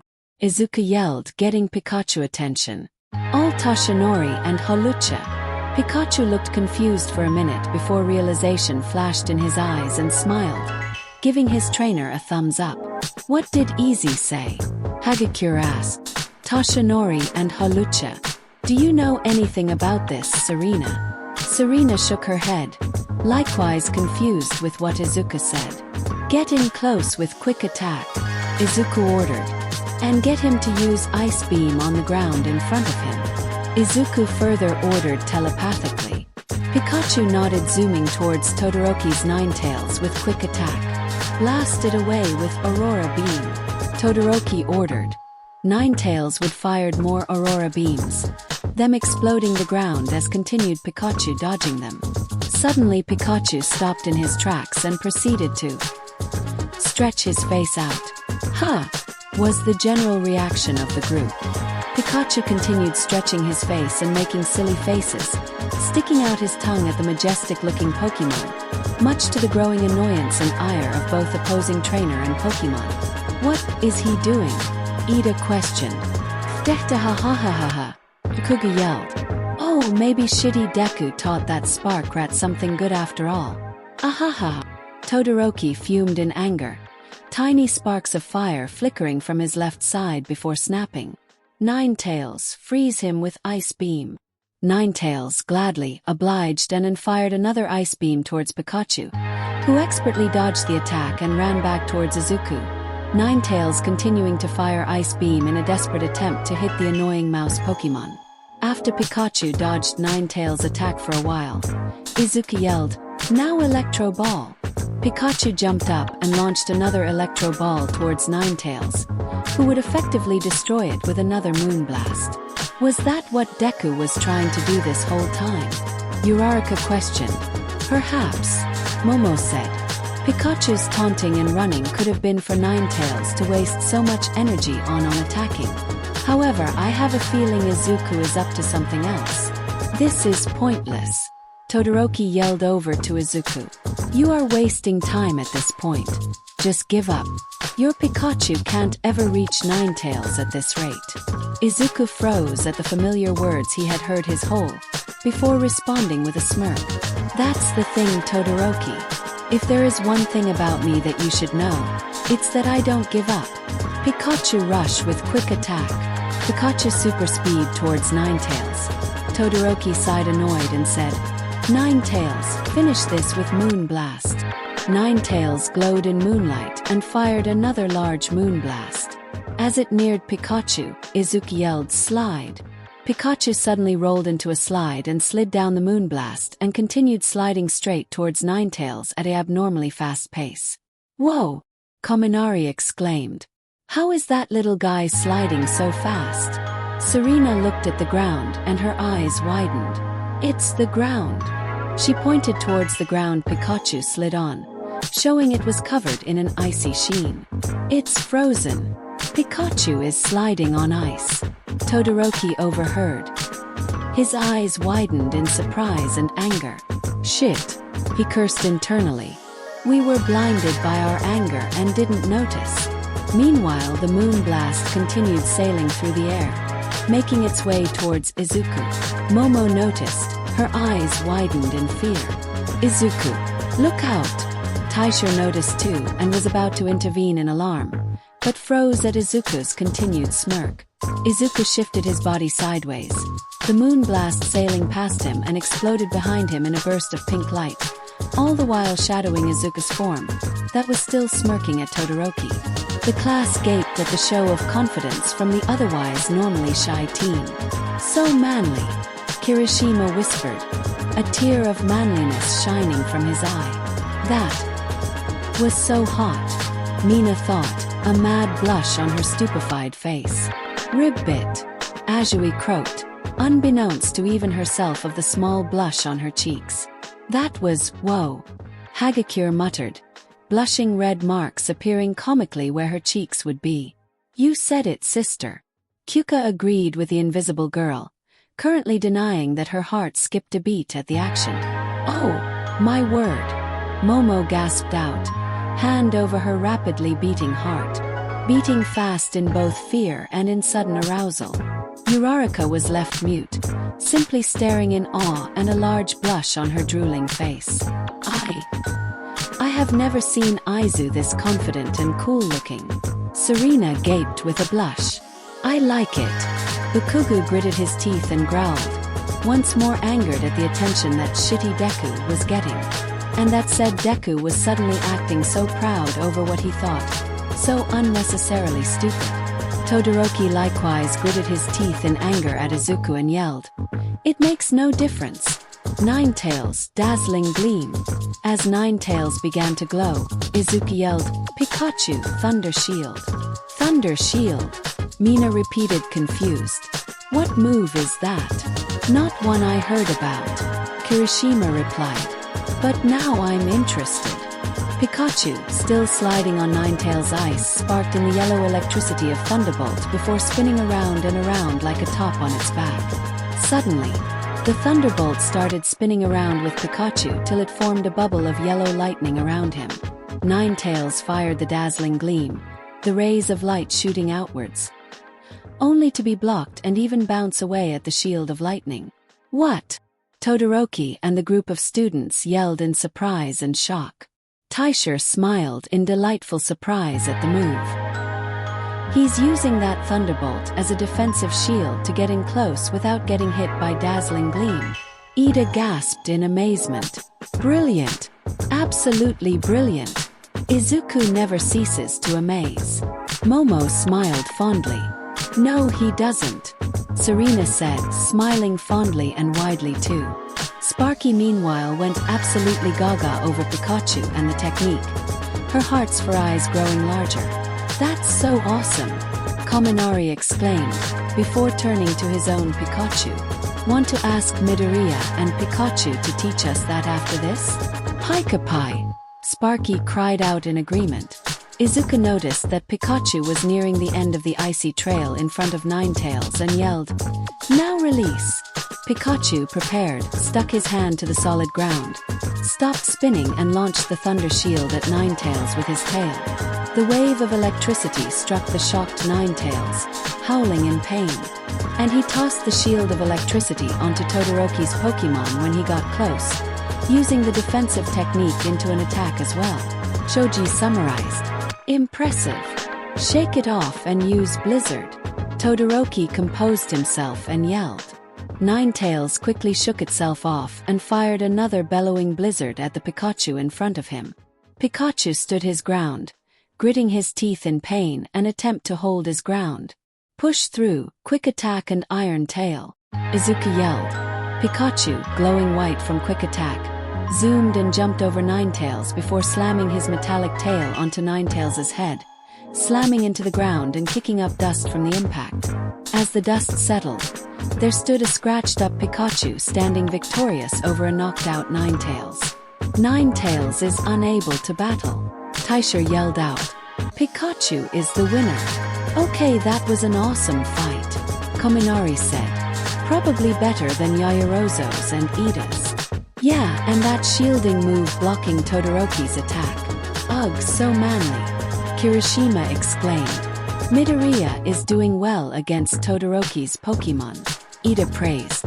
"Yeah, but that last blizzard looks to have done a number on Pikachu," Shui said. "The next fight could have Pikachu get knocked out from the start like with EV." As Pikachu reached his trainer, Izuku frowned in worry. "Pikachu, are you alright?" Why yeah, I'm alright," Pikachu groaned out. "That last attack packed quite a punch. Plus I think that Thunder Shield took a bit out of me. Might wanna work on that." "Pikachu, you can barely stand up," Izuku said. No, I can keep fighting," Pikachu insisted. Izuku frowned and thought before saying, "No, I can't let you go on like this. You will just get unnecessarily hurt in the next round like EV. You have to take a break." "But Dash, no exceptions," Izuku yelled, his eyes stern and determined. Pikachu was taken aback by Izuku's fierceness in his voice. Ha, guess all that training with All Might and Serena and us really did make him more confident. Can barely recognize the old shy, timid kid that was always picked on. Yet he's still the same selfless kid as always. Pikachu thought, chuckling. Alright, I'll give. But your mom better give me some of that top-tier Pokemon food. Izuku smirked and turned to Taisher. Mr. Taisher, Pikachu can't fight anymore. Please allow him to no longer compete. Taisher was momentarily surprised at the action, before smiling and nodding in understanding. Izuku Midoriya has forfeited Pikachu, and will no longer be viable to fight. Wait, what? Hagakure questioned. What is he doing? He has the advantage. He can just recall Pikachu and his third Pokemon and he could win easily. He's putting his Pokemon's needs over his own, Serena said. From the time I have known him, he is extremely selfless and would do anything for those he cares for, even putting his chances of victory away for his Pokemon. Indeed, Momo said. From his looks, he seems to feel guilty over having Eevee fight Ninetales. He must not want Pikachu to suffer the same fate. Well, I guess that makes sense, Mina said. Still think that it's a little unnecessary. Izuku removed the Pokeball on his necklace and returned Pikachu into it. Ugh, back in this confining, trapping hellhole you guys think is comfortable. Pikachu communicated from inside the Pokeball. Yeah, I know you hate it, you are claustrophobic, don't worry, it will only be for a short while. Izuku muttered in response. Meanwhile, Todoroki was surprised as well at the sudden decision, but kept his cool and recalled Ninetales wordlessly. He then pulled out another Pokeball from his belt and tossed it out. Finish this Darmanitan. From the Pokeball popped out a large squatted ape-like Pokemon, its large fists pounding onto the ground in front of it. The Pokemon was coated in white snowy fur with blue skin underneath the fur, shown in its small feet, its strong large hands and its exposed part of his face. His arms were as large as the Pokemon's main body, while its legs were short and almost stubby by comparison. Most of his face was covered in the snowy white fur, with his mouth covered in a thick amount of white fur that made it look like a white beard, while the top of its head had a large snowball that looked like an afro. The Pokemon also had large blue eyes and icy crystals sticking out of its thick fur, with 2 on his chest and 3 on its afro. Another regional variant. Izuku yelled in surprise. Kyuka scanned the Pokemon with her Pokédex, the Pokédex reading, Darmanitan, the Zen Charm Pokemon, Britannian variant, and the evolved form of Darumaka. Though it has a gentle disposition, it's also very strong. It will quickly freeze the snowball on its head before going in for a headbutt. A rather fitting Pokemon for Todoroki, Ida said. What?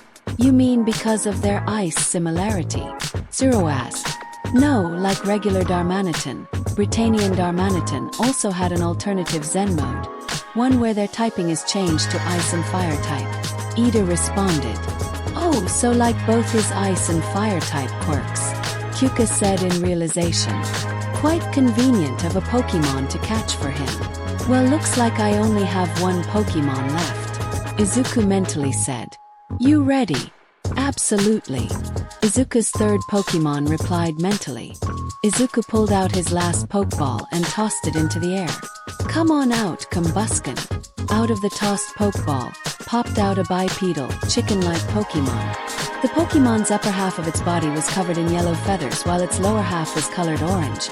Its 3 front toed and 1 back toe talons colored dark gray with sharp white claws sticking out and its short, pointed tail likewise colored orange. It had long yellow feathered arms that ended with open palms and 3 sharp claws while its leg thighs were thick and well developed. Its head was roundish, a 3-feather crest on top of its head that was relatively smaller than usual, a short, wide, orange beak and orange eyes. Combuskin! The Pokemon cried out as it entered the field. So that's Midoriya's third Pokemon, Shui said. And his rare one too. Azui brought out her Pokédex and scanned the bird Pokemon. Combuskin, the young fowl Pokemon, and the evolved form of Torchic. Combusken toughens up its legs and thighs by running through fields and mountains. This Pokemon's legs possess both speed and power, enabling it to dole out 10 kicks in 1 second. Yamamo Serena, you two know Midori the longest. Was this one Midori's reward Pokemon for placing first in the entrance exam? Mina asked. Yeah, it is, Serena answered. When I first hung out with Izuku, he had Eevee and Pikachu following him everywhere, but never did I see him with a Combusken until a week or so after the entrance exam. When I invited Izuku to my home to hang out, I showed him my Pokemon and he his, including his recently rewarded Torchic. Momo jumped in. I was actually quite surprised how quickly he and Torchic grew friendly with each other. Me and Wartortle, when he was a Squirtle, were together longer and we still had some problems. I believe that just shows Midoriya's character, Ida said. A friendly and kind-hearted soul that is easy to become friends with. Well, obviously, I mean, look how we all became friends with him and each other so fast, Uraraka said. The group thought over their surprisingly short time as friends, and yet grew to become rather close to each other. All thanks to that lovable green bean and his infectious spirit and smile. Ready for your first real match, Combusken? Izuku telepathically communicated. Remember, this isn't going to be like training with All Might, Serena, or Momo. I was born ready, Combusken replied, her high feminine voice sounding pumped up. I have been itching for a good fight. Fighters ready? Taisher asked, to the nods of both trainers and Pokemon. Final battle begin. Combusken, start things up with flamethrower, Izuku yelled. Combusken complied, shooting a stream of fire towards the Zen Charm Pokemon. Defend with Rock Tomb, Todoroki ordered. Darmanitan brought its hands together, magically forming a glowing large rock before firing it onto the ground in front of it. It struck the ground, rapidly forming a wall of boulders, the flames of flamethrower striking the rock and dispersing away from Darmanitan safely. Now rock slide, Todoroki commanded. Darmanitan roared as several magical rocks appeared above Combusken and started falling down towards it. Dodge with aerial ace, Izuku yelled. Combusken's outline glowed bluish-white and zoomed out of the way of falling rocks at incredible speeds and making its way towards Darmanitan. Stop it with Rock Tomb, Todoroki yelled. Darmanitan firing another magically forming boulder and then launching it towards the approaching Combusken. Destroy it with Double Kick, Izuku ordered. Combusken jumped towards the approaching boulder, angled and twisted her body till its glowing white foot struck the oncoming boulder. The boulder magically grew in size, but Combusken kicked the boulder with another powerful kick, shattering it into pieces. Now attack with Flame Charge, Izuku yelled. Combusken was enveloped in flames and shot towards Darmanitan at startling speeds. Just before it reached him, Todoroki yelled, Zen Head. Darmanitan's snowball afro glowed shinning blue. The two Pokemon collided, pushing against each other until they were pushed back by an explosion of energy. Darmanitan yelped in pain before ceasing his pushback by digging his hands into the ground. Combusken flipped in midair and landed on her feet. Combusken, you alright? Izuku asked.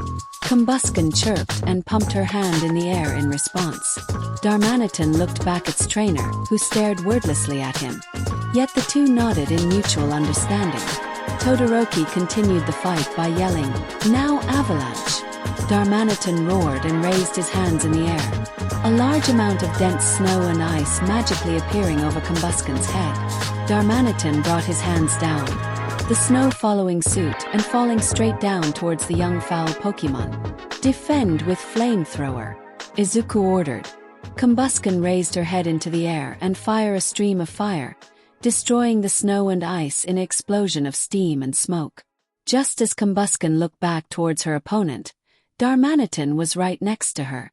Brick break, Todoroki yelled.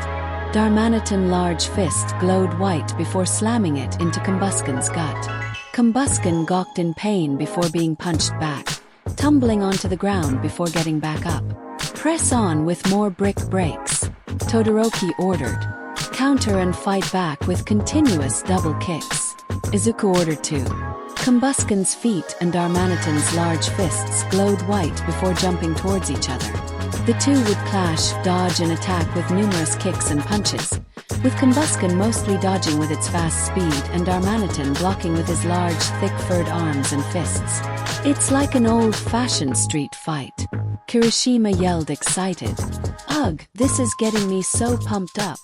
Combusken's speed and swift kicks help evade and attack swiftly, yet Darmanitan's powerful strength and defense allow it to easily block the attacks and counter with those heavy punches. Jiro deduced. Yeah, and those two poke dudes are so strong. So manly. Kirishima yelled. Dude and a girl. Koda muttered out.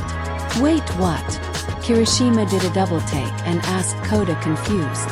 D-dude and a girl. Koda responded nervously. Midoriya's Combusken is female. Whoa, you can tell. Zero asked. How? Those feathers cresting on Combusken's head. Koda pointed to the fighting Pokemon. The males have longer feathers on the top of their heads, while the female have them shorter, around the same length as that. So Midoriya's Combusken is female. Whoa, that's so cool that you can know just by looking. Uraraka praised the normally silent team. You are really smart. Koda responded by nervously hiding his face in his hands. Yeah, and go Combusken. Mina cheered. Show those guys some real girl power. Enough blabbing and focusing too much about what the fucking hell what that Pokemon has in its pants. Bakuga roared annoyed. Just shut up and watch the two fight to the death. While vulgar and over-exaggerated. That is rather wise and progressive of you, Bakugu. Momo said. I just don't give a fuck about if my opponent is a guy, a girl, or even some fucking unknown whatsoever. Bakugu repeated. If they are my foe, they are going down. Darmanitan punched with his right fist. Combusken blocking the punch with her crossed arms. Combusken kicked upwards with her right foot, with the ape-like Pokemon blocking the hit with his left arm. Combusken's leg strength bringing the arm upwards. But Darmanitan swiftly brought his left arm downward and circled upwards to deliver an uppercut to Combusken's chest, launching her into the air. Combusken quickly flipped and corrected herself in mid-air before diving and striking the Zen Charm Pokemon straight in the face with her left foot, Darmanitan being pushed back. Whoa, that went so fast. Uraraka said, awed at the intense fight. What happened? When Combusken kicked Darmanitan's arm upwards, it quickly used the momentum of the attack, the gravity of its heavy arms, and its own arm strength to bring his arm downwards, only to bring it upwards to attack. Ida explained. It used its own weight, momentum, and strength to power its attack. Momo jumped in. Afterwards, Izuku's Combusken used his powerful legs to launch itself towards Darmanitan to deal a heavy blow with its own falling speed and leg strength. Attack! Izuku and Todoroki yelled simultaneously. The two's feet and fists, respectively, glowed white again and charged at each other, once again striking, blocking, and dodging each other's attacks. Darmanitan would let out a powerful haymaker. Combusken sighed, stepping away from it before delivering powerful upward kick to his face. Darmanitan growled in pain before shaking the hit and quickly striking hard at Combusken's gut, launching the flightless avian Pokemon away. Combusken would slide till it stopped, then rushing towards the ape-like Pokemon, Darmanitan rushing towards her as well by his arms. The two would clash with a powerful kick and punch, the two contesting each other's strength till they were both pushed back. They are so equally strong, Hagakure said. Just shows just how powerful and how hard Todoroki must have trained that Darmanitan to go up against a Pokemon with a type advantage, Toji said. He also taught his Pokemon moves to counter against super effective types. Tokoyami added. Like Rock Slide and Rock Tomb for fire types and Zen Headbutt for fighting types. Charge, Combusken! Izuku yelled as Combusken rushed towards Darmanitan. Rock Slide! Todoroki yelled once more. Darmanitan roared and unleashed more falling rocks onto the approaching Combusken. Dodge with Flame Charge! Izuku yelled. Combusken was once more cloaked in fire and dodged and sped away from the falling debris, suddenly zooming towards Darmanitan even faster. Whoa, he is getting faster, Mina yelled excited. Flame Charge has the added effect of boosting a Pokemon's speed, Shui said. Midoriya must be wanting for Combusken to close the distance between the two quickly. Block his path with Avalanche, Todoroki commanded. Darmanitan once more created a hill of snow and ice and brought it down in between himself and the quickly approaching Combusken. Burn through, Flamethrower, Izuku ordered. Combusken, still running, breathed a powerful stream of fire, easily burning a hole through the ice and snow. Protect with Rock Tomb, Todoroki quickly yelled. Darmanitan forming more magical rocks and tossing them in front of him. Again the boulders dispersing the flames. Aerial Ace, Izuku continued commanding.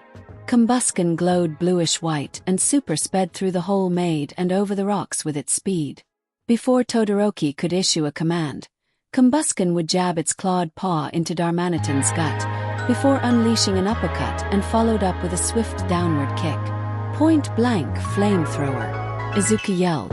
Combusken jumped off Darmanitan and fired a stream of fire on the stunned ice type. Direct attack, Uraraka cheered. Is it over? Otto said. Strong as it is, that ice type got hit with both fighting type moves and a fire type attack. Suddenly, a shape moved in the flames, surprising the still firing Combusken. Zen Headbutt, Todoroki yelled.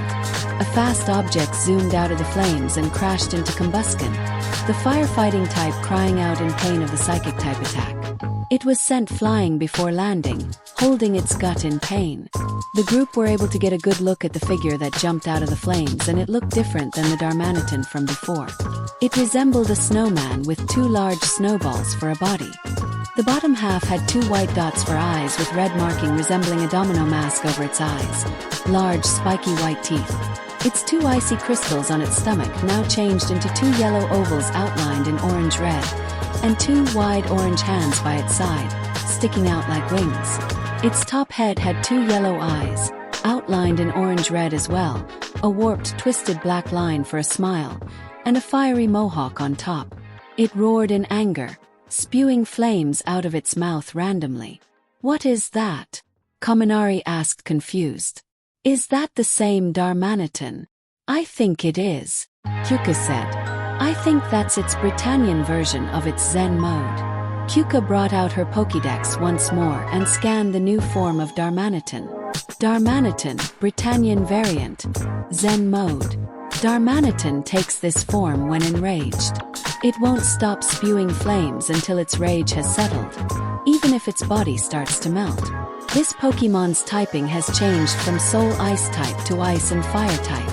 Darmanitans only take this form when their health is low, meaning Combusken's constant attacks and super effective damage must have awakened its Zen form. Momo explained. Come on, Izu, Serena said. He's on his last legs. Finish it quickly. Combusken, attack with flamethrow // rock slide. Darmanitan quickly roared, creating more falling rocks at Combusken. Combusken quickly dodged the rocks yet was having more trouble than before, a couple rocks striking at it. It got faster when it changed forms, Izuku said, frowning in worry. Kick them apart with double kick and shadow claw. Combusken retaliated, its feet glowing white and kicking the rocks into pieces while his claws gained a shadowy aura around it and slashed them apart. While it's distracted, Rock Tomb, Todoroki ordered. As the last of the rocks were getting destroyed, Darmanitan fired Rock Tomb at the distracted Pokémon, colliding and trapping it in the rocks. Combusken, get out of there! Izuku yelled in worry. Now attack with Zen Headbutt. Todoroki press on with orders. Darmanitan quickly zoomed towards the trapped Pokémon, slamming through the rocks and into the defenseless bird with a shining blue body. And finish it with Overheat, Todoroki commanded. Darmanitan quickly opened its mouth and released a massive blast of fire at the stunned Pokémon, blasting it backwards towards Izuku. Combusken crashed in a thud, its body covered in scratches. Dear Arceus, that thing is fighting back hard, Kyuka cursed. With all those attacks, it looks like Combusken is nearly down for the count, Zero said. Combusken struggled to get back up. "Come on, Combusken. Get up." Izuku cheered for the Pokemon, his eyes glowing blue. "Are you just going to let a snowman beat you down like that? Get up." Combusken's eyes snapped open, her own eyes glowing blue, in rage before letting out a yell, its body becoming enveloped in flames and fiery orange light.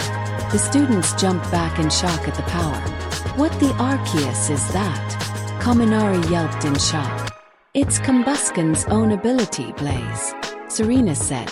"It powers up fire-type Pokemon and its abilities, but only when it's in a pinch." Taisher watched with wide, surprised eyes, his eyes glowing blue with his sight, while Combusken was glowing red and orange in the color of fire. They noticed the blue and green glow around its body, along with Izuku. "Impossible," Taisher thought. He subconsciously tapped into their shared bond and used his own aura to activate Combusken's ability. That should be impossible for a beginner. Could this be one for all's doing? Or is this Izuku's own power? "You ready?" Izuku asked his Pokemon. "Do you even have to ask?" Combusken replied. "Good, 'cause I'm feeling fired up now," Izuku said with a grin. "Charge!" Combusken sped off in bang, leaving behind a trail of fire in its steps towards Darmanitan. Todoroki's surprise was quickly shaken off and he yelled, "Power up or not, you are not winning this." Darmanitan, rock slide and avalanche. Darmanitan glowed in power and roared, raining down rocks, snow, and ice down onto Combusken. "Flame charge, aerial ace," Izuku roared. Combusken yelled as it cloaked itself in fire, its body likewise glowing bluish-white. It zipped and sped around the rocks, and blasting through the ice and snow with ease. It sped towards Darmanitan like a flaming comet. "This is crazy," Kaminari yelled in both awe and fear of the fight. "Come on, Deku, win this." Uraraka cheered. "Go get Deku, Combusken." Hagakure cheered too. "Rock tomb," Todoroki yelled. Darmanitan fired multiple rock tombs towards Combusken, some landing and creating large rock pillars in its way. "Break through, brick break, and fire with flamethrower," Izuku yelled. Combusken's arms glowed white and smashed through the rocks and pillars easily. It then fired a more powerful flamethrower at Darmanitan that consumed it in flames. Zen headbutt. Full power. / spinning double kick. The two trainers yelled in fury. Darmanitan roared as it burst through the flames, shining blue, and it's charged. Combusken flipped and performed a few cartwheels before launching itself forward with his arms, sailing towards her foe with a yell and glowing white feet while spinning like a top, looking like a fiery drill. The two collided and clashed and struggled against each other, sparks of fire and psychic energy sparking everywhere. "Go!" The two students roared. The two Pokemon roared in power and fury before creating a massive explosion of white light and fire. The group took cover while Cementos, nearby, erected a barrier of cement for protection. Taisher stood still, his coat and hair flapping in the wind, wisps of fire and debris bouncing off of a transparent blue shield around him. Izuku took cover while Todoroki erected a wall of ice as a barrier. As the dust settled, the opposing trainers and group looked towards the result of the fight. The debris cleared to show both Combusken and Darmanitan on the ground, motionless, with fainted swirls for eyes. Overcoming his shock, Taisher announced, "Combusken and Darmanitan are both unable to battle. This round and match is a draw."